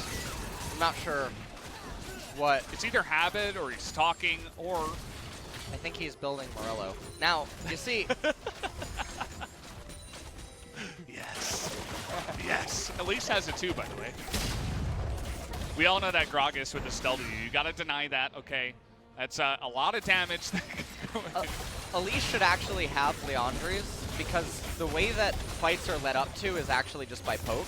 Yeah. Via Aphelios and via Spiderlings. Imagine the value. And so, yeah, Imagine. Leandri's with Runic Echo procs on multiple targets. Now, it would be a disaster if T1 loses a team fight and a backdoor of Vayne and Rise is actually the way this game gets stolen from them. Could absolutely happen. We've seen teams that are behind or are just doing this kind of split push with the Rise and a top laner that has TP. We've definitely seen this before in a lot of games, even in the Kespa Cup. And it's something you do have to respond to. It's not to be taken lightly. They can push extremely fast, and the 2 of them together are amazing, not only in 1v1s, but obviously in 2v1s, are going to be able to take you out. But for now, all the focus is onto the Mountain Drake, the 3rd one of the game, and it will be the 3rd one for whichever team does take it. Looks like Hanwha Life say you can have it. It's not the Dragon Soul Mountain Drake. We are going to push a side lane. And Infernum was the 4th one. That's his There you go. snowball, You got fiery that, thing. yeah. I thought it was like snowballs at first, but apparently is- it's fire. trying to end. Yeah, they say enough of your split pushing shenanigans. Enough of the smoke and mirrors as Vsta, he took quite a bit of damage, but they're going to repel this. And as it stands right now, actually, the level advantage, there is 1 in mid lane, but Teddy 2 levels up. Look at this. Double TP, and T1 are calling their bluff. Immediate back here from Rise. They say, you want to TP out? Fine, be our guest. We're going to push on in. What is Lehends doing? Lehends, that is really not where you want to be. Now this makes this a 5-on-3 rather than a 5-on-4. Miasma comes down. T1 are pushing in. They want to end the game. Can Hanwha Life repel them here? The engage onto Vsta, but he's still alive. In comes the recall, but it doesn't look like it's enough. Vsta and Lehends desperately trying to stop him, but it looks like the Nexus is one more hit away. Just auto it, and down it will go. T1 able to call the bluff of Hanwha Life and take game number 2. That happened. That did happen. That was a good way to end the game. Very happy. All right, Lehends had a very off game. I don't know why the camera... Yeah, they're like zooming in on the winner. Yeah, that's a little strange. But T1, they walk off stage. They had really good lane swaps to stagger the advantages that Hanwha Life would be looking to achieve early on. And then through that, they also managed to have that very big victory at the Infernal Dragon. And then they managed to have that very big pickoff in top lane, which converted into a Baron. And so we got to see some of the weaknesses that could have ended up coming out, like obviously the inability to respond to split push. Yeah. And also team fighting even can be a little bit dicey if T1 are the ones that have to go into Hanwha Life, but it never really got to that stage. We forgot to give the MVP vote. Any thoughts? I'll give it to Faker. Yeah. Yeah. I'm gonna give it to Faker. Poor guy's waiting there. He's like, come on. We had to say. Darn global casters. Never paying attention. Well, you can take a look at the gold graph right there. Never quite cracked 5,000. And it was starting to go down, but I mean, set was a non-factor in this game, 2.6K. We never really had a fight where we did anything. We didn't have a... We never really had a real team fight. No, we didn't. We just had the thing at the end. So that doesn't really count with all this, you know? All the fights were just Hanwha avoiding them or getting caught by trying to go for their weird split push strategy with the Rise and the Vayne. There was never really like a 5-on-5 that did break out. There was the early one near the Dragon, but too early to really make too much of a difference. That was really catastrophic because it was a Dragon that Hanwha Life should have been able to win, and it was a fight that was looking pretty good, but T1 stabilized. They were cleaner at many parts. Yeah, absolutely. Looking better there in game number 2. We're T1. We're going to have to see what happens in game 3 after the break.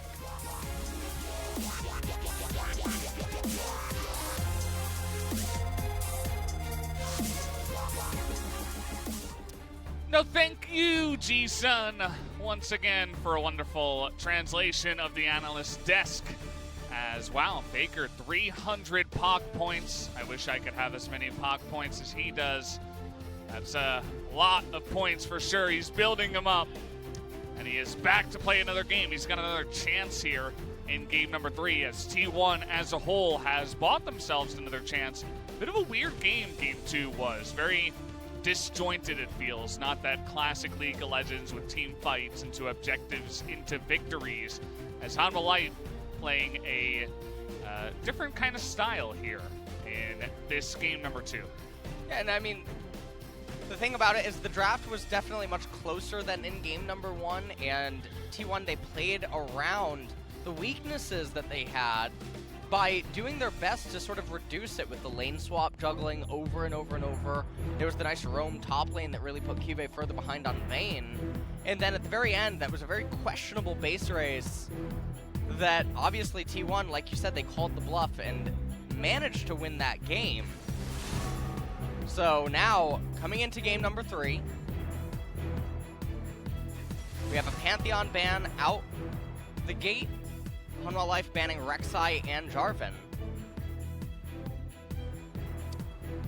Yep. Lots of junglers already being taken away. And there's our first set ban of this series. Perhaps this means that Ornn will be considered, as he has been largely overlooked in games number 1 and 2. Don't believe he was picked or banned in either of those games. And Akali gonna bite the dust. As T1, remember, they have counterpick available on red side.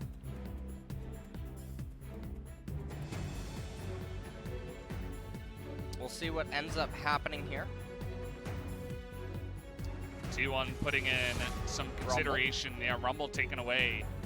They were able to ban Diana Pantheon Rumble on blue, but on red, they decided to take away Set, which means that Aphelios comes in here for the side of Hanwha Life as their first pick. And MF being hovered and finally locked in. So again, these two teams deciding that Senna is not gonna be considered at all. We got to see her yesterday. Yeah. In the LCK, but no one really putting a lot of priority on her, and Gragas now coming in for T1, not Olaf. All right, it's gonna be Olaf. Hey, but you got Ornn right after. I mean, that's like... That is true. You know? So they're trying to... It almost looks like Ornn's horns go into Olaf's beard. It's definitely very weird. Interesting. You know what I mean? Yeah. No? All right, whatever. Anyways, listen. They line up there on the left. They do.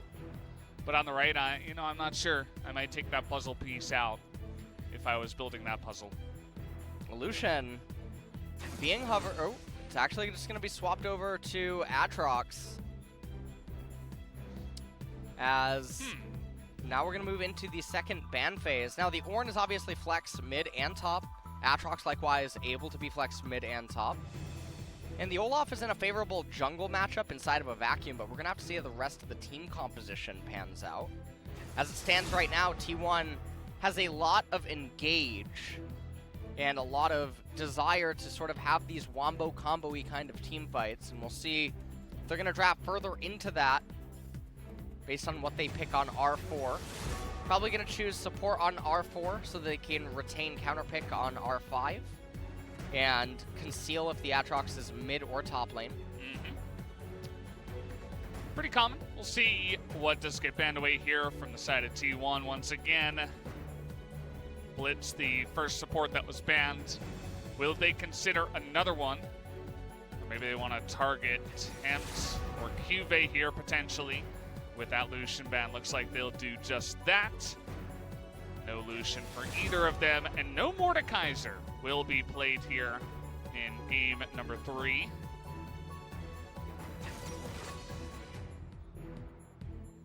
And, yep, there's the Thresh on R4.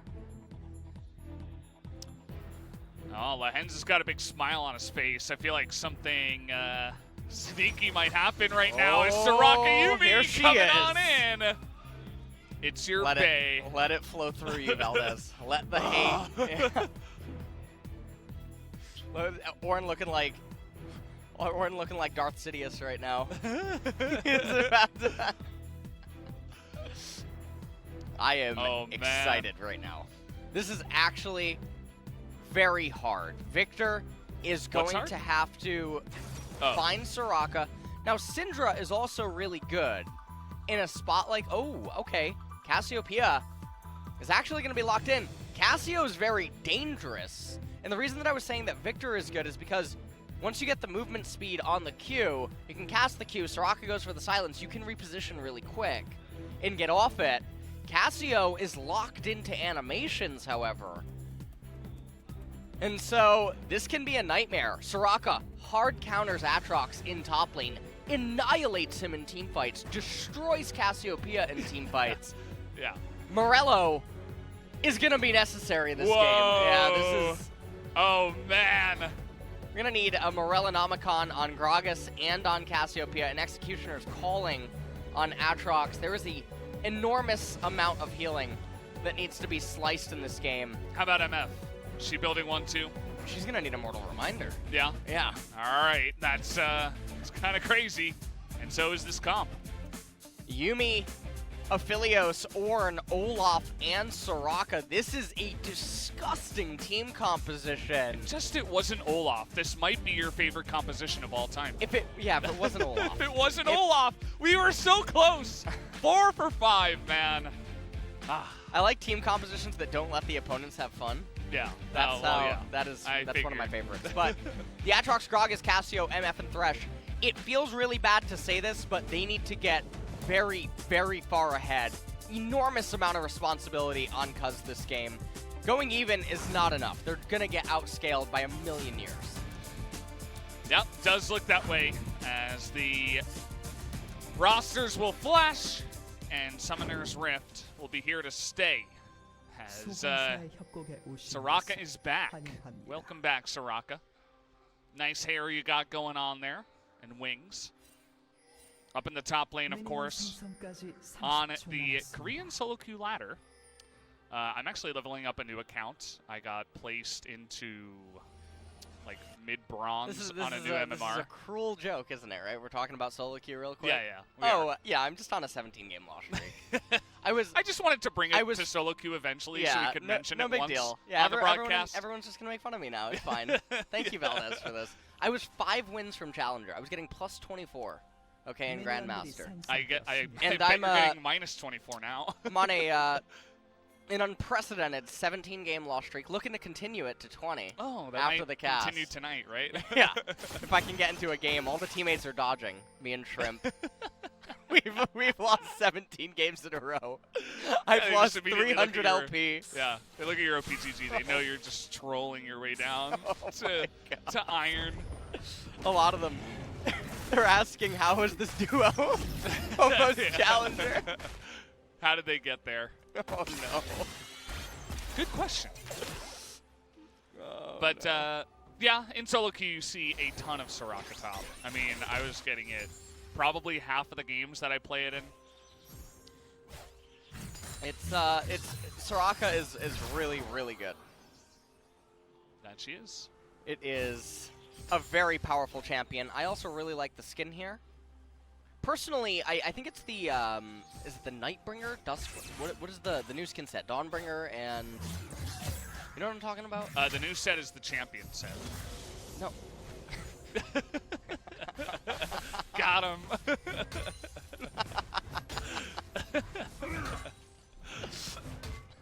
No, but I don't really pay attention to the skin sets that come out, to be honest. Well, okay.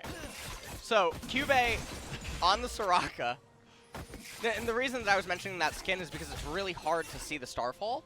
So it's an advantageous skin. Oh, and sometimes in competitive, unless it's prohibited by Riot, which certain skins are, you kind of want to pick those skins. Oh yeah, of course. So any advantage. Any advantage that you can possibly get. You find out an opponent on the enemy team is colorblind, find out what color that is. Try to line up your skins for it. Might as well. Yeah, like, yeah. That's such a Lesneck tactic, man. Yeah. By any means necessary. Yeah. Oh, Flash coming in. Tempt, he is a big boy, but not big enough. Especially this early on in the game. First blood going the way of T1. Nice little gank. Good wraparound there from Cuzz to get on top of Horn. That's a really big kill as well. Like I said, they need to get ahead. They need to make sure they have a nice gold advantage. CuVee over here. He is in complete, he is absolutely safe. CuVee is probably going to walk over there, maybe even Q. Nope, doesn't actually look like it. The wave's actually coming in. So, this is definitely looking quite good. Vsta and Lehends putting out a lot of damage. And you know, Yuumi, even though I don't really classify her as a mage support, but she kind of is. So I'm glad to see her. Yeah. I mean, she is. I mean, she is. She is. But you know what I mean. She doesn't do enough damage for you anymore. Yeah. Riot changed her into being much more utility focused for healing. Healer. Yeah. Although she did just get buffed a lot in 10-3 and then micro patched. Micro patch buffed? Micro patch buffed, yeah. Huh. To compound on top of it. So. Well, Hens is going to be happy. As we take a look at this, and you can just see this was actually the last minion that Tempt wanted to get. He knows. Perfect timing. Yeah. Really, really, really good timing there by Cuzz. So this is 557 days since we first seen top Soraka.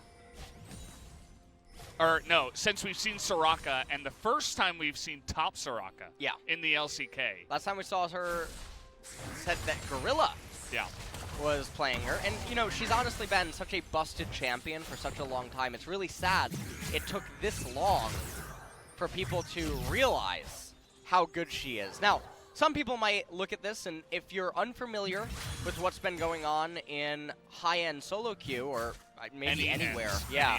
That's what I was saying when... Soraka is S+ tier, and she doesn't necessarily win lane through traditional means. She just sort of goes even, but if Soraka's going even, you're losing. Absolutely. So, and she's getting a lot of golds that she might perhaps not get in the support role, which means earlier items and just more fun, as Yumi is on top of an Olaf who's level 6. Always have to respect that. Here he comes. Not going to do much. They knew he was coming. CuVee actually missing quite a lot of these Qs, though, and that is what this matchup is all about, so that Soraka's able to stay permanently healthy, while the opponent is often too low to even get gank assistance. But Hanwha Life, they're going to pick up the Infernal. Now, this Infernal Dragon's really interesting when you consider that, you know, there's the champion that has shields and heals and stuff like that, which means that not just converting to damage, but obviously HP inside of a team fight. A little bit of extra going on there as CuVee is going to recall right in front of a wave. He knows that, okay, Gragas could be on the left-hand side of the map. I don't want to get ganked underneath the turret and lose the game. So chooses to sacrifice the wave because, again, Soraka, she can fall behind a little bit and still be completely fine. So a really good decision by CuVee there. As when we think about the Ornn items as well, Soraka, depending on how the game goes, she could build Death Cap and get Rabadon's Death Crown, but usually it'll either be the Zanya's Hourglass upgraded or the Redemption, as Faker looking for... Ooh, missed that Q. Yeah. Second Q was not enough. As it did miss, did go wide. Ornn just happy to stick around in the mid lane, build his items here. Haru currently with the most CS in the game, more than even Faker. And that's just Olaf things. When you consider the Infernal Dragon, the gold advantage is in favor of Hanwha Life. And, oh no. That was really weird. Faker's movement. As Vsta gonna come in here now, and they are invading the blue and taking this away from a teleportless Cassiopeia. It's a big deal. Absolutely. It's a very, very big deal. They're actually going to give that to Olaf, as Teddy and Effort are recalling. I'm thinking that they're going to do a lane swap and go for Rift Herald. That would be the only thing that would make sense on a teleport timing here when Dragon's down. Well, one of them is, it looks like Effort is going to head up to the top side. Teddy, meanwhile, is going to continue down to the bottom lane.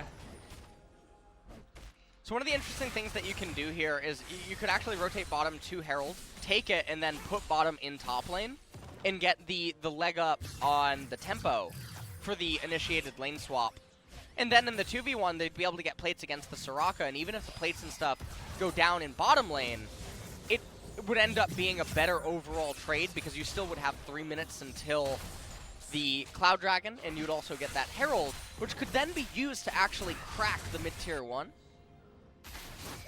But as played, they're just playing it really safe, and Haru now running, and now actually Hanwha Life is going to be the one to do this. So, yeah. Well, someone's listening, LS. One of the teams. They're going up here to the top side. That's going to be identified now by T1. In the bottom side, there's no bottom lanes. They have to know that they are somewhere, especially with the sweep of the ward that does get taken out. Rift Herald is theirs. T1 not going to stick around yet. We see a lot of go pings up to the top lane. So it looks like that is the potential destination of a lot of members of T1 now. Might see some butting heads early on in this game. And Hanwha Life, they have the Rift Herald. They didn't summon it. Which is a little surprising. Maybe they want to wait for the cannon wave. That does seem what it does look like. Perhaps they saw the Predator Gragas coming in too, and there is that 1 second window where I believe you still can interrupt it. I say believe because I don't know if I've ever actually seen it happen. I've never seen it happen. Because I in don't solo even know queue, if it's like, possible. you know? Yeah, I really don't know if it's possible. When is it anyone really going to get that 1 second window? Feel free to tweet at Valdez or I if you know the answer on if you can actually interrupt the current Herald. Hey, look, The it's Orn. silence. Orn is he's pretty good. He's able to push them off the turf quite a while, but Bullet Time's still able to do a nice amount of wave clear and pushes them away from that tier 2 that they were desperately trying to get against the teachings of T1. LS. They're so far. Oh, Haru might. Oh no. Haru is T1's gonna here. die. Teddy Oh. is trying to use that lantern. He is able to get away for it then, but not enough. As Silence comes in, Cuzz gonna go down. Not able to flash on time, and the 2-for-1 comes in for Hanwha. Haru didn't get the heal, I don't think, from CuVee. And had he done that, Effort would probably die too. They'd lose top tier 2. The healing is invalidating any of the spell casts on the side of T1. So basically, Cassiopeia, she may as well be auto-attacking in a team fight. And that's what Soraka does, is rather than carry by deleting someone through raw damage, she basically grapples with someone one-on-one, denies all the damage they can do, morphs the terrain to be favorable to her team via her silence, and then casts the R. As we take a look at this, yeah, the R not quite there. Had it been there, this would have been lights out.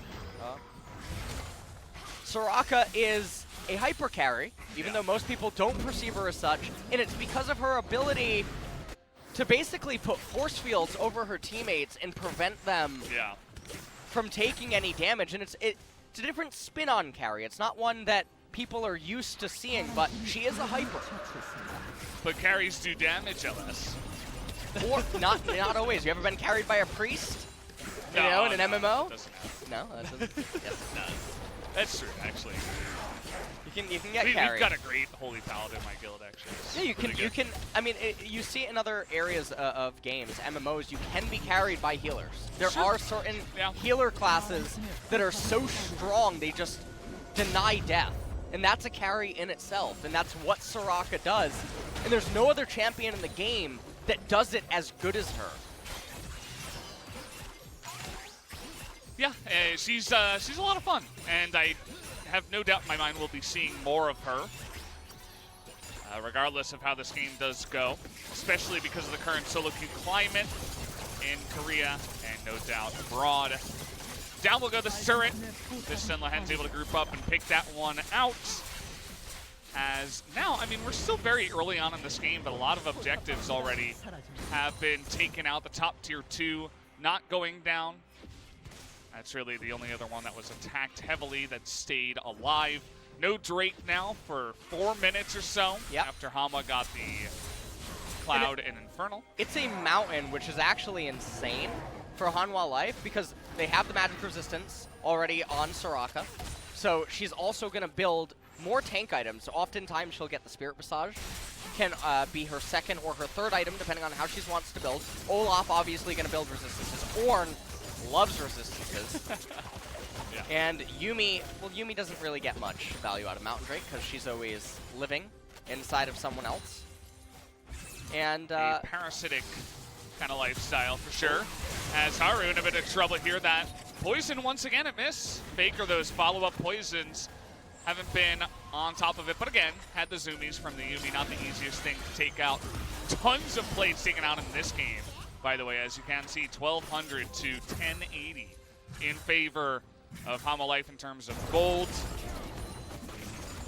As just some skirmishing in the river, but no one actually going down. And so very even game state that we do have in this one, but a couple of Drakes going to Hanwha, whereas T1 have the slight advantage in terms of gold. CuVee gets zoned out of the cannon. It's actually a pretty big deal. He's still a little bit ways away from 11. Teddy using his ultimate, trying to poke Philios. And, okay, Faker has to be really careful here. Even though he has 2 levels up, Does seem like he is going to be recalling. He picked up 2 needlessly large rods. That's a very big spike. He's going for early Rabadon's on. death cap. Yeah. Means he was sitting on 2,500 gold plus. And the really weird thing about this is you need the healing reduction. Yeah. So the M-Pen against some of the targets right now on Hanwha Life would be valuable. But the healing reduction is going to be so important inside of this game than just straight up raw damage. Bit interesting to see that he's electing straight up for that death cap. I don't know if he's going to be able to complete it before the Mountain Dragon. Oh, that's a big Ornn ultimate. We'll get the knock up here on the Faker, having a lot of trouble. He's going to survive for now. A huge heal comes in, but they're just trying to jump on into them. And look at the sustain from the Soraka. Nobody is taking damage here for quite a long time. But again, still not able to take anyone out on the backside of it. A lot of damage items not quite built just yet. You'll notice on the side of Hanwha Life, it's really just Essence Reaver here for Aphelios. That is the only damage item outside of a phase. So a lot of skirmishing once again, but nobody's really going to die when you have this much healing, and T1 have a nice amount of disengage. So definitely a close call with death for T1. Had they lost that fight just now and lost the mid-tier 1 turret, lost the Herald, lost the Mountain Dragon, I would be really close to calling the game. But they've managed to stay alive. They're going to have one more chance. The question for me is how much gold is Faker pooling right now? Because normally when you recall on double needlessly large rod, you're still about 3.5 minutes away from completing death cap, factoring in the normal GPM of a mid laner. Yeah. And so we see actually Faker. Do a quick calculation on his total gold. I'm not. Go. What? How much is Seraph's Embrace? Come on. I'm from NA. You're from Rhode Island, so Yeah. that's like the NA of I NA. was talking to Weird Champ yesterday in my chat, the Weird LCK Champ. caster. Yeah, Weird Champ. And Everybody's favorite caster. yeah, and he Weird actually Champ. thought that Rhode Island was an island, It's not. No, I'm just kidding. a peninsula. Yeah, I know. I'm from New York. We're close by. As okay, gonna turn here. They're gonna get the knock-up onto the Cassiopeia. Oh, this is very sloppy by Hanwha Life. Yeah, not the cleanest fight here. The turret is gonna go down. They're trying to burst down this Mountain Drake. Who's gonna get it? It resets. Ornn's going in, but misses the knock-up. Has the Yuumi on the back of it. The bullet time. Gonna separate Tempt, and he's actually gonna go down. It was enough burst damage. Kana, oh there, buddy. Gotta take it slower. Nice little follow-up hook, but it's not gonna be enough. As the Ornn going too deep, and then a perfect cast by Cuzz, able to separate him, keep him in the bullet time, and burst him down. T1 also gonna pick up that Mountain Drake. We saw T1 win in similar fashion against Damwon when they're out-comped in a way. They remain more patient. They stay steadfast, basically, and eventually the opponent just loses the patience and tilts into them. Yeah. And they won their series earlier this week in similar fashion. You see the patience on them right now. They're not going in to Hanwha Life, and then Tempt tries to go for that knock-up right there, but even from that angle, it's actually not going to be that bad for T1 to just play front to back and keep kiting. And it's not the way that Hanwha Life wants to conduct these team fights, and so T1, slowly but surely, remaining in this game. They're finding the openings in these dreadful spots to stay in it, and it's really good. Faker now gonna complete that Rabadon's death cap. As also the XP, Faker level 13, Yeah. Kana level 12. Tempt CuVee, finally hits 12. he's still level 10, and this is a byproduct of the lane allocation that Hanwha Life is going with. So, the Soraka definitely under-leveled at this point in the game. Yeah, needs more time. Shout out to Effort, nice little play there in the fight to help secure the kill onto Tempt, who, just lost his patience. It was like a HLE that got leased too far into the jungle. He's like, no, I gotta go back. I gotta go back to T1 and attempt to engage here, but it was a little bit too deep that time around. T1 definitely playing a very balanced and relaxed game of League of Legends, it looks like. Relaxed not in a negative tone at all, just, you know, very calm and collected. And the death cap is now up for that Cassiopeia that has 2 massive items. 1-0 and 1. Has the most farm in the game as well as of this minion wave. Gets ahead there of Teddy. So this time around, Faker, we didn't really get to see him in a late game kind of 5-on-5 style in game 2 because it was so wonky. There were so many different lanes being pushed and a split push style enacted out by Hanwha Life. But this time around, I think we will see a lot more 5-on-5 with Ornn on the enemy team, Soraka for great team fighting. Speaking of which, looking for Faker this time around. He's going to dodge that one, but still he will get locked down by the silence. A little bit too far down the lane, and welcome back, Ornn. He's pretty good at forcing engages. Yuumi picking up that kill, though. We'll have to see what Lehends can actually end up purchasing. Okay, this is angry. They're going to get the lockdown. Bullet time comes in. Nice little hook. And the cask is going to kill the Aphelios. Oh boy, where was the follow-up? And the Lantern is massive. Effort is playing a godlike game of Thresh in this one. And the follow-up not there on time, and Aphelios just gets dunked with the fadeaway by Cuzz. Cuzz managing to throw the cask. He had to obviously hope that CuVee would cast the ultimate, who he did cast it a little bit late, but take a look at the replay. Really good pickoff by Hanwha Life onto Faker, who's in mid lane, and then watch this fight again. Inside the red jungle, Haru auto-attacks the Baron, actually loses a lot of his HP, flashes the wall, goes in, no Soraka ult on the Aphelios. So Cuzz doing what he can to add damage and try to separate them, ends up getting a kill in the process, and that's twice now. There's no point in picking Soraka if you don't save your teammate. You know, we've all had that Soraka in solo queue that's in the top lane or in the bot lane, doesn't notice a fight going on somewhere else, and then you die when you would have been saved by the ultimate. But it's not really excusable here at the pro level. If you're picking that pick, you have to have good map presence and know exactly when to go for that ultimate. It's a great mechanical play overall from T1. Shout out to Effort, who's having an awesome game of Thresh so far. Cuzz, obviously, looking pretty stylish on his Gragas. Here comes the engage now from T1, and the big-time force coming in the flash here from Faker will be knocked up, though, as the disengage will be successful this time around from Hanwha Life. As even from downtown, Vsta sniping a bit of damage onto Faker. Now Haru and Tempt looking to potentially re-engage here. And they're back to full HP, basically. Yeah, welcome to Soraka and Yuumi land. Faker gonna try to heal up, though, off Gromp. He's doing a really great job at doing so. All right. Tempt, I don't know. Oh, that's a nice silence. Yeah, it's perfect. And they're gonna have to give that one up. For T1, it's not giving away the Dragon Soul, so with the silence and clogging up that lane, I think it's the right idea to give it away. Which is really close. Remember, had Hanwha Life gotten the first Mountain Dragon, this could have just been the Soul. And with that, probably the game. But, gonna stay alive, but now the ornaments are coming in. Black Cleaver on the Olaf, giving him more HP. Little bit of AD as well. Lehends and Haru just clearing out vision.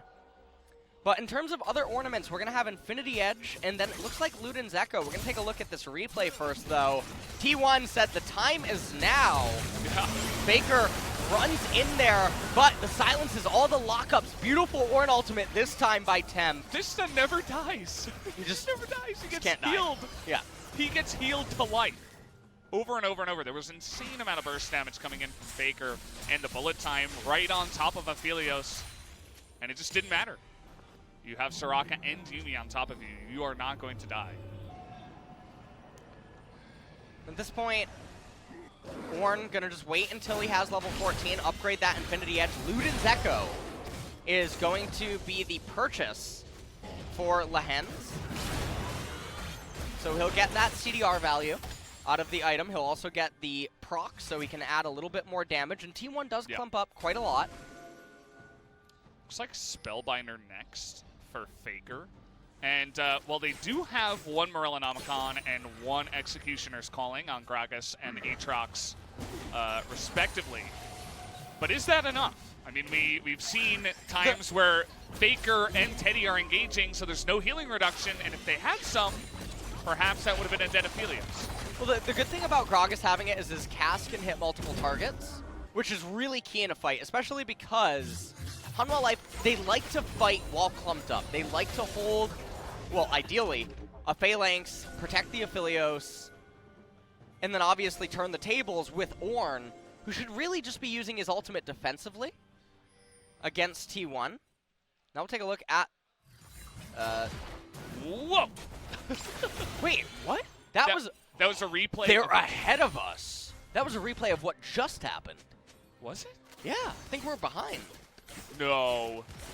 Did we accidentally get put into the death chamber with an echo? I think that what happened I here? think that we're actually behind. The broadcast is not, in fact, live. I think that we've been exposed. We're actually in LA right now. That's why the arena is so silent right here. Yeah, that's why everybody on Twitter is in on it as well. The jig's up, Valdez. Everybody that comes to the LCK arena in Seoul, quote unquote, not actually in Seoul. Oh man, well. Exposed, man. Yeah, I mean, I didn't mean Somebody to do called it. Jacob Wolf. Yep. This is I'm just gonna need to report on that one. Yeah, it's a big deal. They actually flew out both T1 and Hanwha Life to play at the studio. Yeah, we were talking about how cold it is in Korea. We did our research. Yeah, we did. We were ready for this.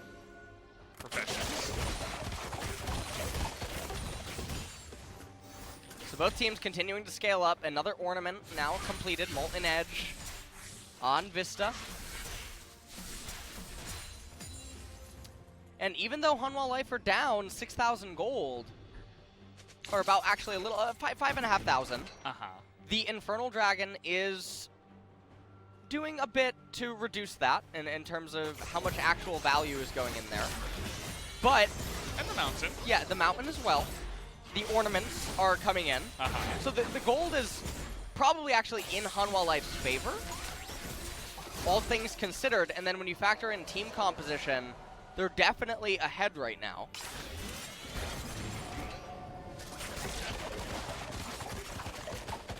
Well, they're still going to have to deal with the question of Faker, who seems to be a madman on the Cassiopeia and has gone pretty mad with his item selection at the same time. But now it's really all about this Mountain Soul. One of the biggest objectives in the game now is the Dragon Soul. If you're watching new, this is 25 seconds. They need to not engage. Yeah. This is the exact way that Damwon lost. You can see the teleport where's that teleport? There's that one in the enemy jungle. Oh, the healing. When is it going to come in?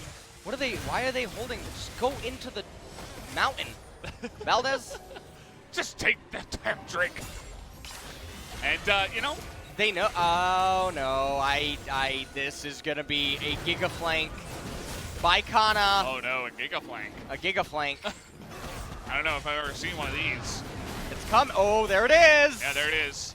Aatrox is about to spread his wings. On top of it, the bullet time is massive damage, but that's a big knockup from the side of Tempt, but he is all alone. All the Soraka heals in the world couldn't save him this time around. Haru going 1v2 at the same time. With Cuzz picking up the dragon means that Hanwha Life going to be outsmarted and outplayed this time around by T1. This is really, really good strategical play out of T1, getting that flank off as well. And again, the patience. This is the one thing that T1 has been displaying over and over so far in Spring 2020, is their resilience inside of a lot of these situations. Faker! The fake play here, but Faker is going to be denied as he gets taken down, but it's still going to be a 2-for-1 in favor of T1. That nice little juke, it looked like, pretending to take the lantern and then actually going on in. Looking for a potential re-engage. Tempt with the home guard. Not sure about that one. Not really going to amount to much, but we do know that T1 can't really go for the Baron anymore at this point in time. Now, one of the questions, I guess, is how far away is Yuumi from Lehends? That's a very big item completion. Faker also now picking up Stopwatch. He'll have that available. 2 control wards as well in the bank. We take a look at this again, and this is just awful positioning. It doesn't matter how strong your comp is. When it's split up like this, Soraka doesn't know where to go. Do I go to Ornn? Do I go over to Haru?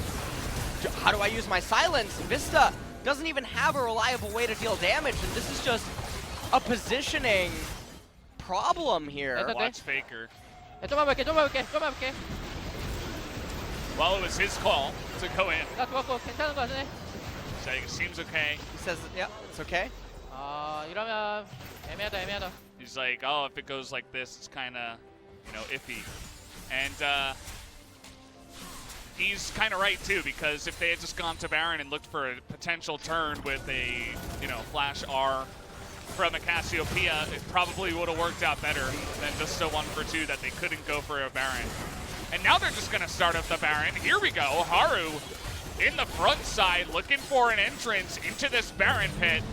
The Ornhorn this time around. Again, they're going to get flanked. Yeah, they're going to get flanked, and everything's going wide. Another cast, and a huge bullet time. Vsta immediately gets bopped in the back line because taking a lot of damage. Haru is going mad. He doesn't die! And CuVee is still alive. They take out the 80 carry, but the real hyper carry was Soraka the whole time.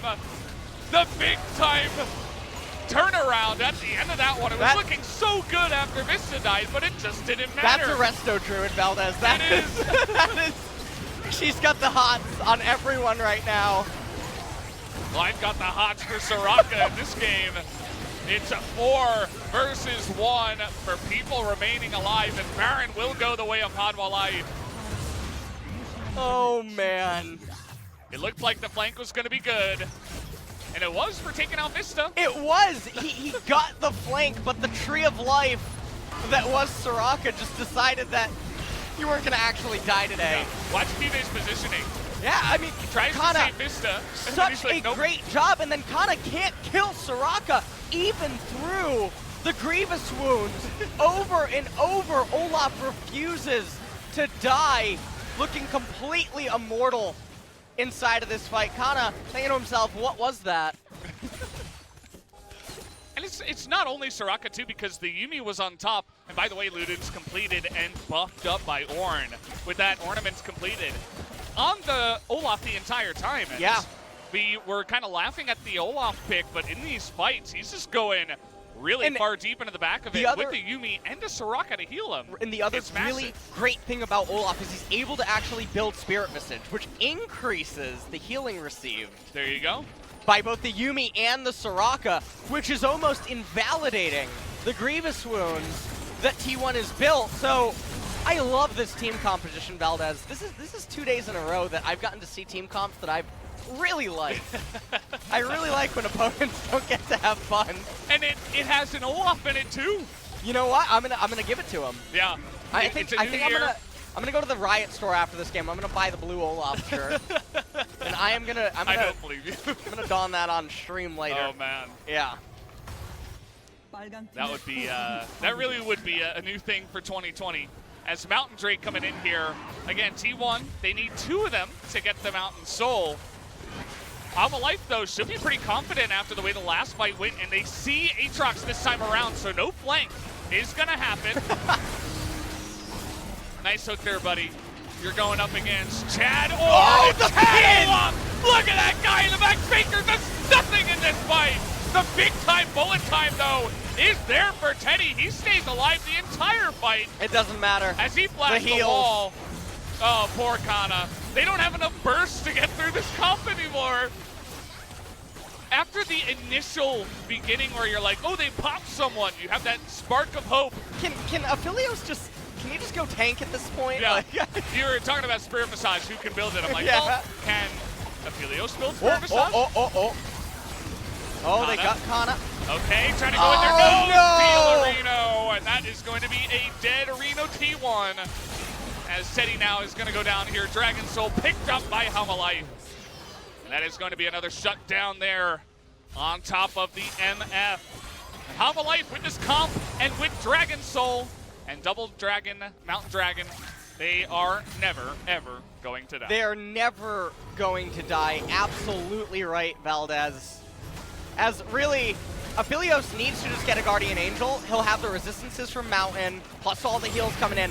Look at this. Haru. The pin against the wall by Ornn. 3-man, even interrupted Gragas.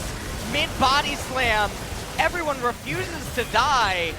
CuVee casts his barrier, though, even though he wasn't under any attack right here. He also flashes over the wall. You'll see it later in the clip. Oh. The smite going the way of Haru.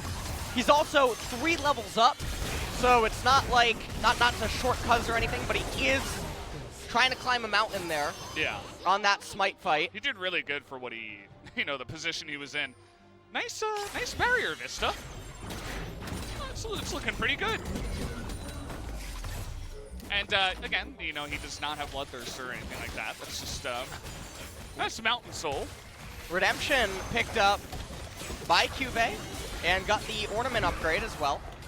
So, Redemption ornament upgrade is it doesn't feel the best. You get basically increased regions and then a little bit of extra stats, but definitely underwhelming compared to some other ornament upgrades. But it's either that or Death Cap for Soraka, and obviously the way that this game has been going, CuVee being much more of a team player, not getting lots and lots of CS, not overly fed, can't really afford a Death Cap. Faker's so angry, he's put in probably 30,000 of that 43,000 damage into Olaf, and he just doesn't die. He ends every fight at 100% health. Okay, this time around, everybody's got the Morellos, the healing reduction on top of him, but still Ornn is going to survive. He'll be full in a second, just give him a bit. Oh man, Haru not gonna die, and Tempt also gonna avoid that hook. T1 is effort. all in right now, trying to chase this team composition down. They're not backing down. You gotta be careful though. They don't really have a way to Vsta this time around, only Kana and Faker with flashes available. Big push in the bottom lane. That was nicely set up by T1. Baron now though, 40 seconds. Let's see how Hanwha want to navigate this position of the game. It doesn't look like this turret's gonna go, This is actually really big. I think it will. Never mind. God, melee minions. Or they heard range you. Minions. They, heard you. They got spooked. Focus. They got spooked. It's your fault. Yeah. We were all watching them, and yeah, should have taken that one out. All right. Well, not that big of a deal. As T1 now, they're in position. I think they're just gonna try to burst. They have Cassiopeia. They have pretty good turn. Yeah. Right? Well, the problem is they're gonna lose out on the. Oh no! I smell it. You smell what the? Whoa! What? He missed it. He missed the knockup. The Baron is gonna go the way of T1, and they all get out scot-free. Was he on the miasma? No, he moved. He just went late. From what I can tell, we're gonna have to take a look at the replay, but it looks like Tempt did not get R2 on the Ornn ultimate. That's one of the main reasons you play that champion. This is actually a big deal. The Baron stats mean a lot at this point in time. Let's take a look at the replay here. And yeah, Tempt looking like me. Right there. Couldn't quite land the arm. That's an LS move right there. Oh boy. If they get the knockup, probably would have taken out 1, 2, 3 members in the pit.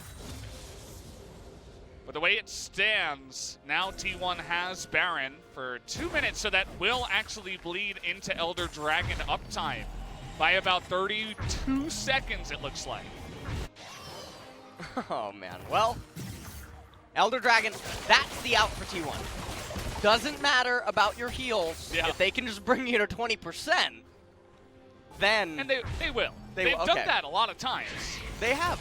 Yeah, they brought a lot of people to 20%, and they just get from 20 to full. It also makes Soraka's balancing act with the second part of her ultimate a lot more difficult. So, we shall see what ends up happening. I do imagine that this is going to go to the Elder. Absolutely. 40-minute line just crossed here. And it doesn't really feel like the gold matters anymore. Everybody's kind of got their items, and and where they want to be right now. Obviously, Yuumi getting more and more items would be pretty nice. Soraka also 2 items down. That is a couple of items you could look towards. The thing about this, though, is that T1 is going to be down summoners. They're not going to have Flash on Cassiopeia and on Effort, 2 really big champions to have Flash on. And also Teddy, not going to have the heal available, but Faker will have it. Tempt doesn't have his flash, although not sure if that's going to matter too much. As Ornn, as long as he doesn't miss the second part of his ultimate, should be okay. Ooh. Gaga's going to be able to heal that back up just by taking a chug of his beer. They're considering or whatever that is. Forcing a sustained game here in the mid lane. A bit of K-Ram going on here with the Elder Dragon up and ready to be taken down. And they know they can sustain a million times better than T1. So this kind of poke is very different. No, you can't just give up Elder. No, you can't. So I think Kana is going to go for okay, well, that's not the TP I thought that he was going to take, but let's see how this pans out. T1 got the Scuttle Crab. No, he's going to get interrupted. Nope, no, he's not. He gets the knock up here on a Faker, and the flash in, and neither Faker nor Effort have their flash. They immediately get taken down. It's over. Legendary is Haru. A double kill comes in. This game is all but done as Teddy now on the run. Vsta with a million stacks on his weapon, trying to stop the wave from coming in. Is the Aatrox. Kana trying his best, but they just say, we'll go top lane. We don't care about the mid lane.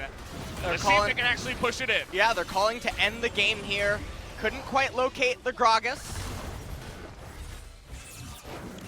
Kana and Cuzz. Cuzz doesn't even have ultimate. I think this is going to be the end. The heels on wheels for Hanwha Life. They're zooming. The zoomies are real with the Yuumi coming on in. Now, 17 seconds on Faker. They're trying to delay this as much as possible, but another Ornn Horn is up and available. But they're going for kills rather than turrets. And now Effort's gonna be up here trying to get the play down, trying to deny this. Kana trying to stop the minions from coming in at the same time. You'll see that backdoor protection coming in. No minions! Yeah, they don't have the minions. That's the main thing. Kana with a big Stone plate. Baker still alive here. The turret's alive! And Baker's not being doped this time. Will they just click the Nexus? The bullet time is going to come in. They're trying to click down the Nexus. Can Hanwha Life do it? They just got to click on that damn Nexus, and they will. And it looks like finally Tempt will be able to take that one out. Very close at the end of it. GG, Hanwha Life going to take the 2-1. What a close ending. The bot lane was open. So if they got clean ace there, I'm not exactly sure how the death timers will line up, but that would have converted into Elder for T1, and then so much more. And so, what an exciting game, though. I mean, for me, this is very exciting for me. For many people watching this, they probably feel like they need to go to a local clinic. Get themselves checked out for Soraka virus. Yeah, I am on a cloud right now. You know, like... How do you think Faker feels after that one? I think Faker is wondering what just happened. But... He looks a little bit shook up after that one. Now, this is another really good example of compositional power that is so nice to see, even though there was a lot of blunders that game. Missed Ornn ultimates, missed Soraka ultimates. At very key moments, getting outflanked at several points. T1 did a phenomenal job at outdancing Hanwha Life at so many points of the game, but eventually, the team composition, it just does too much, and then it speaks for itself. And it doesn't matter how many errors you can end up making, it just allows you so much forgiveness at them. And you just, I don't even know. I am so glad that we got to see one of the best hyper carries in the game, Soraka. Because it's not a hyper carry in the traditional sense, and I really hope that this game gets to open a lot of viewers' eyes that there is different ways to carry the game that isn't just objective control and raw damage. It is AoE protection over so many champions, denying and removing the strength from the opponents. Yeah, I mean, it's exactly true. We saw it before our own eyes. It feels like the old days of, you know, a bunch of tanks and Kog'Maw and healers and Lulu and stuff like that, but it's like new age, right? There's Soraka, there's Yuumi, a newer champion that comes in. And Yuumi just got buffed. Yeah. In 10-3. And It's Soraka things are only didn't gonna get nerfed. I know. That's the insane Now, part. I don't know how that's even Will possible. the LCK actually acknowledge how disgustingly powerful these two champions, especially in combo with one another, are? Because that's the real question mark.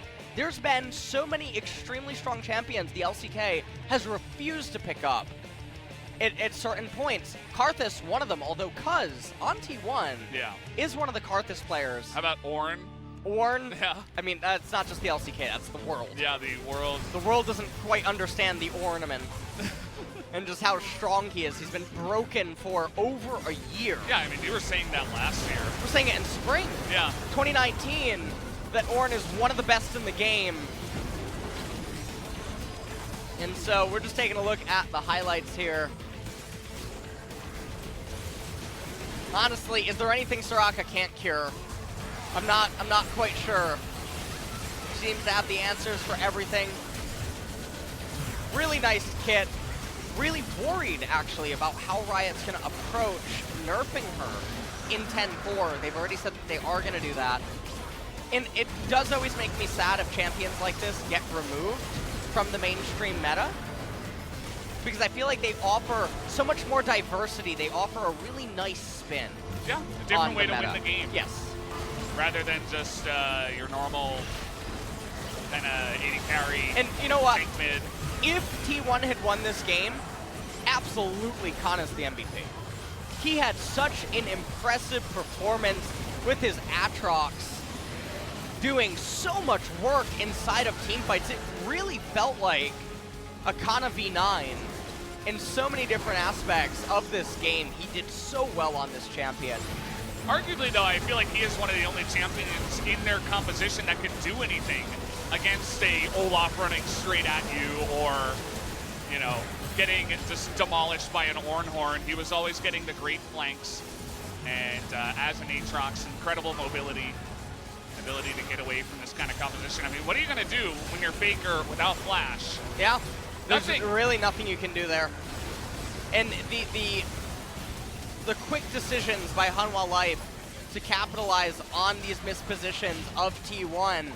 Obviously, you can see T1, they don't have as much forgiveness for their champions. They have to walk a much thinner line, and even then, they're often still at a disadvantage. Now, this was really good by Kana. He identifies, we're not going to win this just by fighting them. I'm going to try to kite back, pull the minions, and this will give the turret the armor that doesn't get influenced by the minion proximity. They almost stayed alive there. MF, obviously, at the top of the damage chart. Turns out that when 5 champions are just tanking your ultimate, you will deal a lot of damage. Yeah.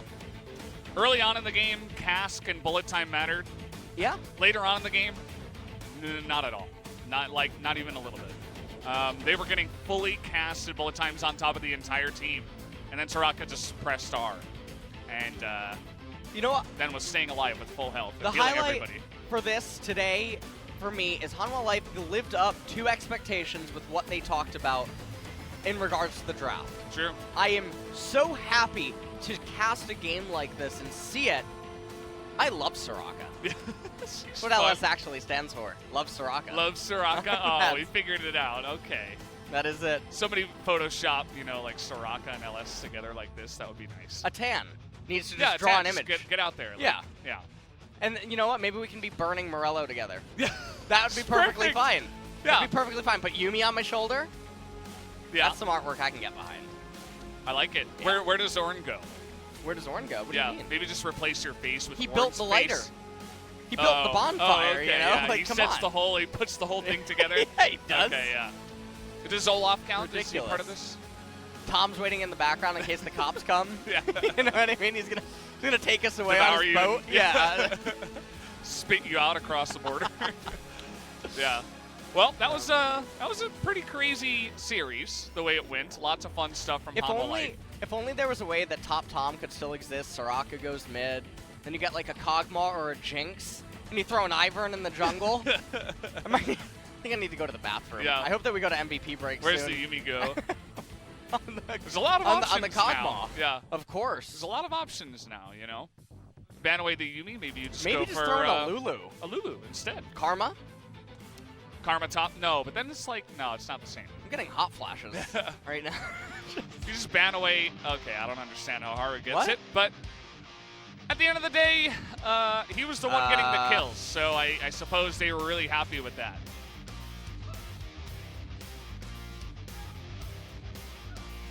Moment of silence for the MVP vote here. Oh, I mean the POG vote. Sorry about that.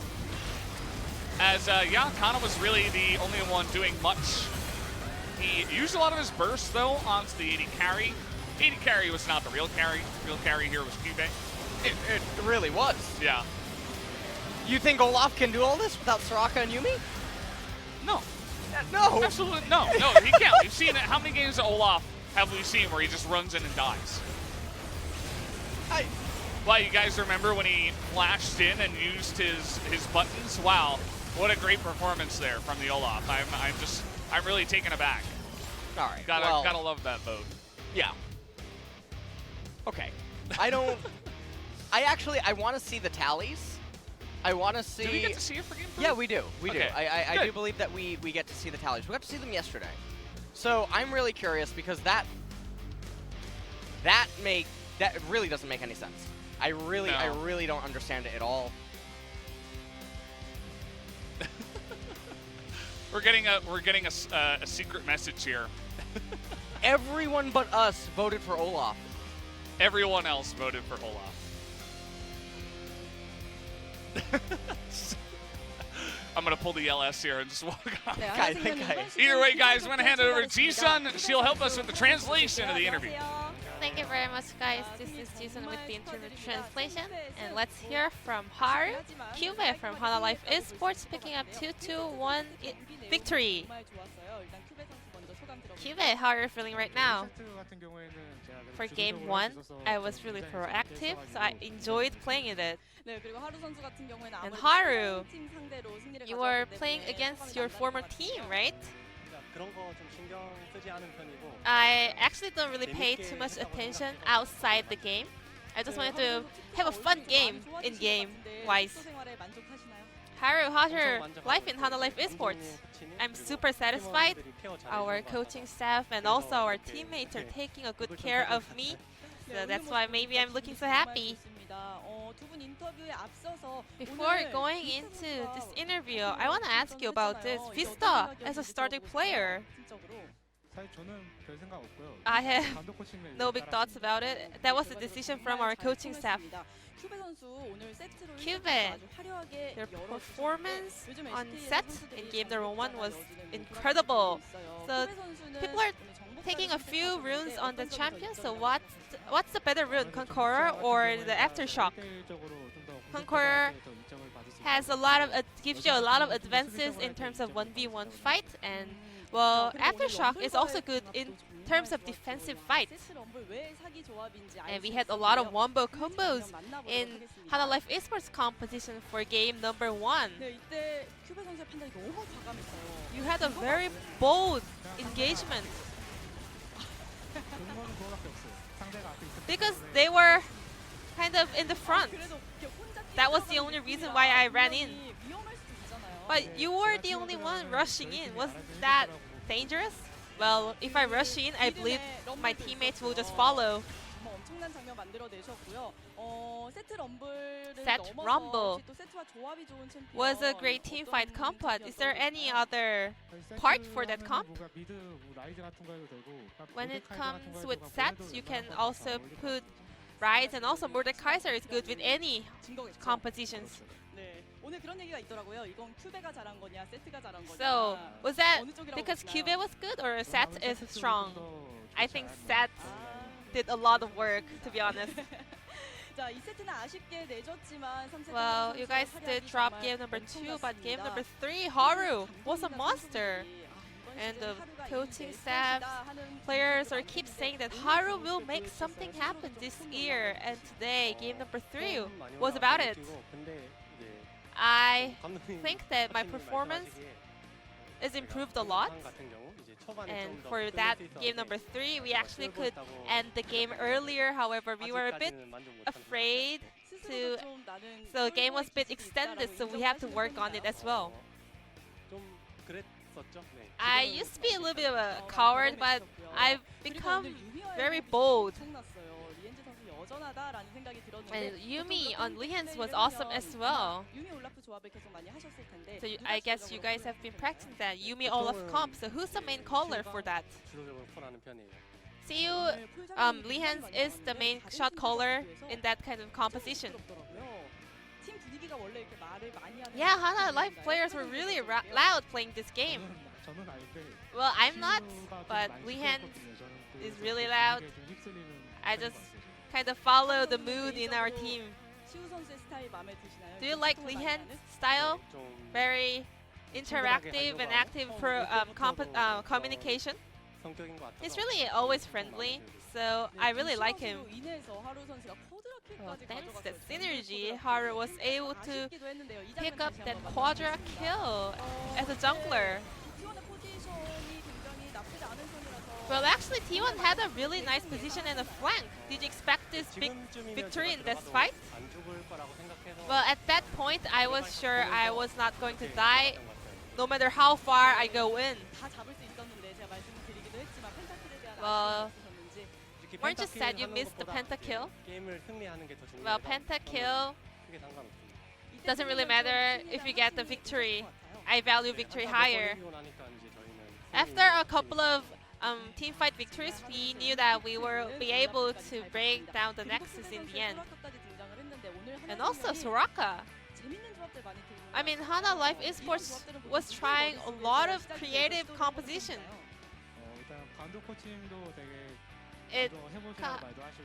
Our coaching staff always suggests new composition champions, and also the players and me also like suggest some better and new champions.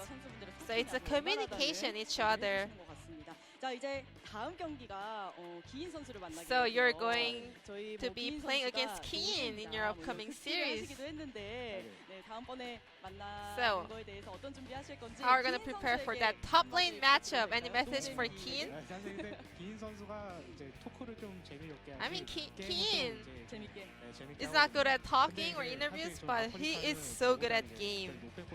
However, I believe it's not a matter of top lane competition. Nofe has a lot of information of Africa, so I'm trusting that. And I'm always confident. CuVee, your confidence also boosts my confidence. I kind of get why are you so confident as well. And Haru, what's your goal for this split? We always, when you play game, we always try to show fun games. That's the goal for us as a team. It's only a spring split, but our coaching staff always told spring season is about trying, you know? But I really want to get the title for the spring split. So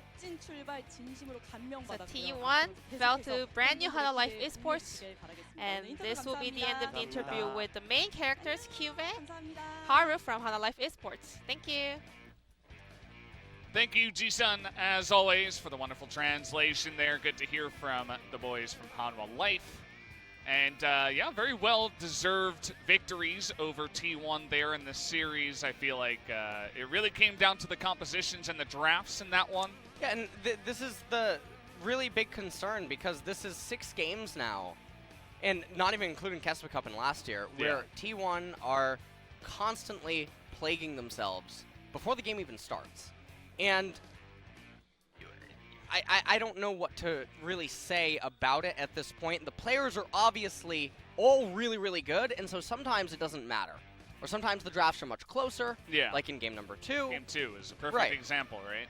But in game number 3, Kana was really trying to put the world on his shoulders and try to carry that game with a lot of his flanks and just the Aatrox play in general. And so if they can tighten that up, identify, you know, drafting in general, their players are all phenomenal. And their ability to work as a team, be patient, and do all those things is really great. It's really exciting on the flip side, though, to see Hanwha Life now. We might actually finally have a team that shakes up the meta inside of the LCK, and we'll see what ones follow suit. Yeah, I mean, there's a lot of people that are calling Hanwha Life the G2 of Korea. I feel like some of their drafting was pretty fun to watch, at least, after that. We will be back, guys, in about 30 minutes for the next matchup. Don't go anywhere.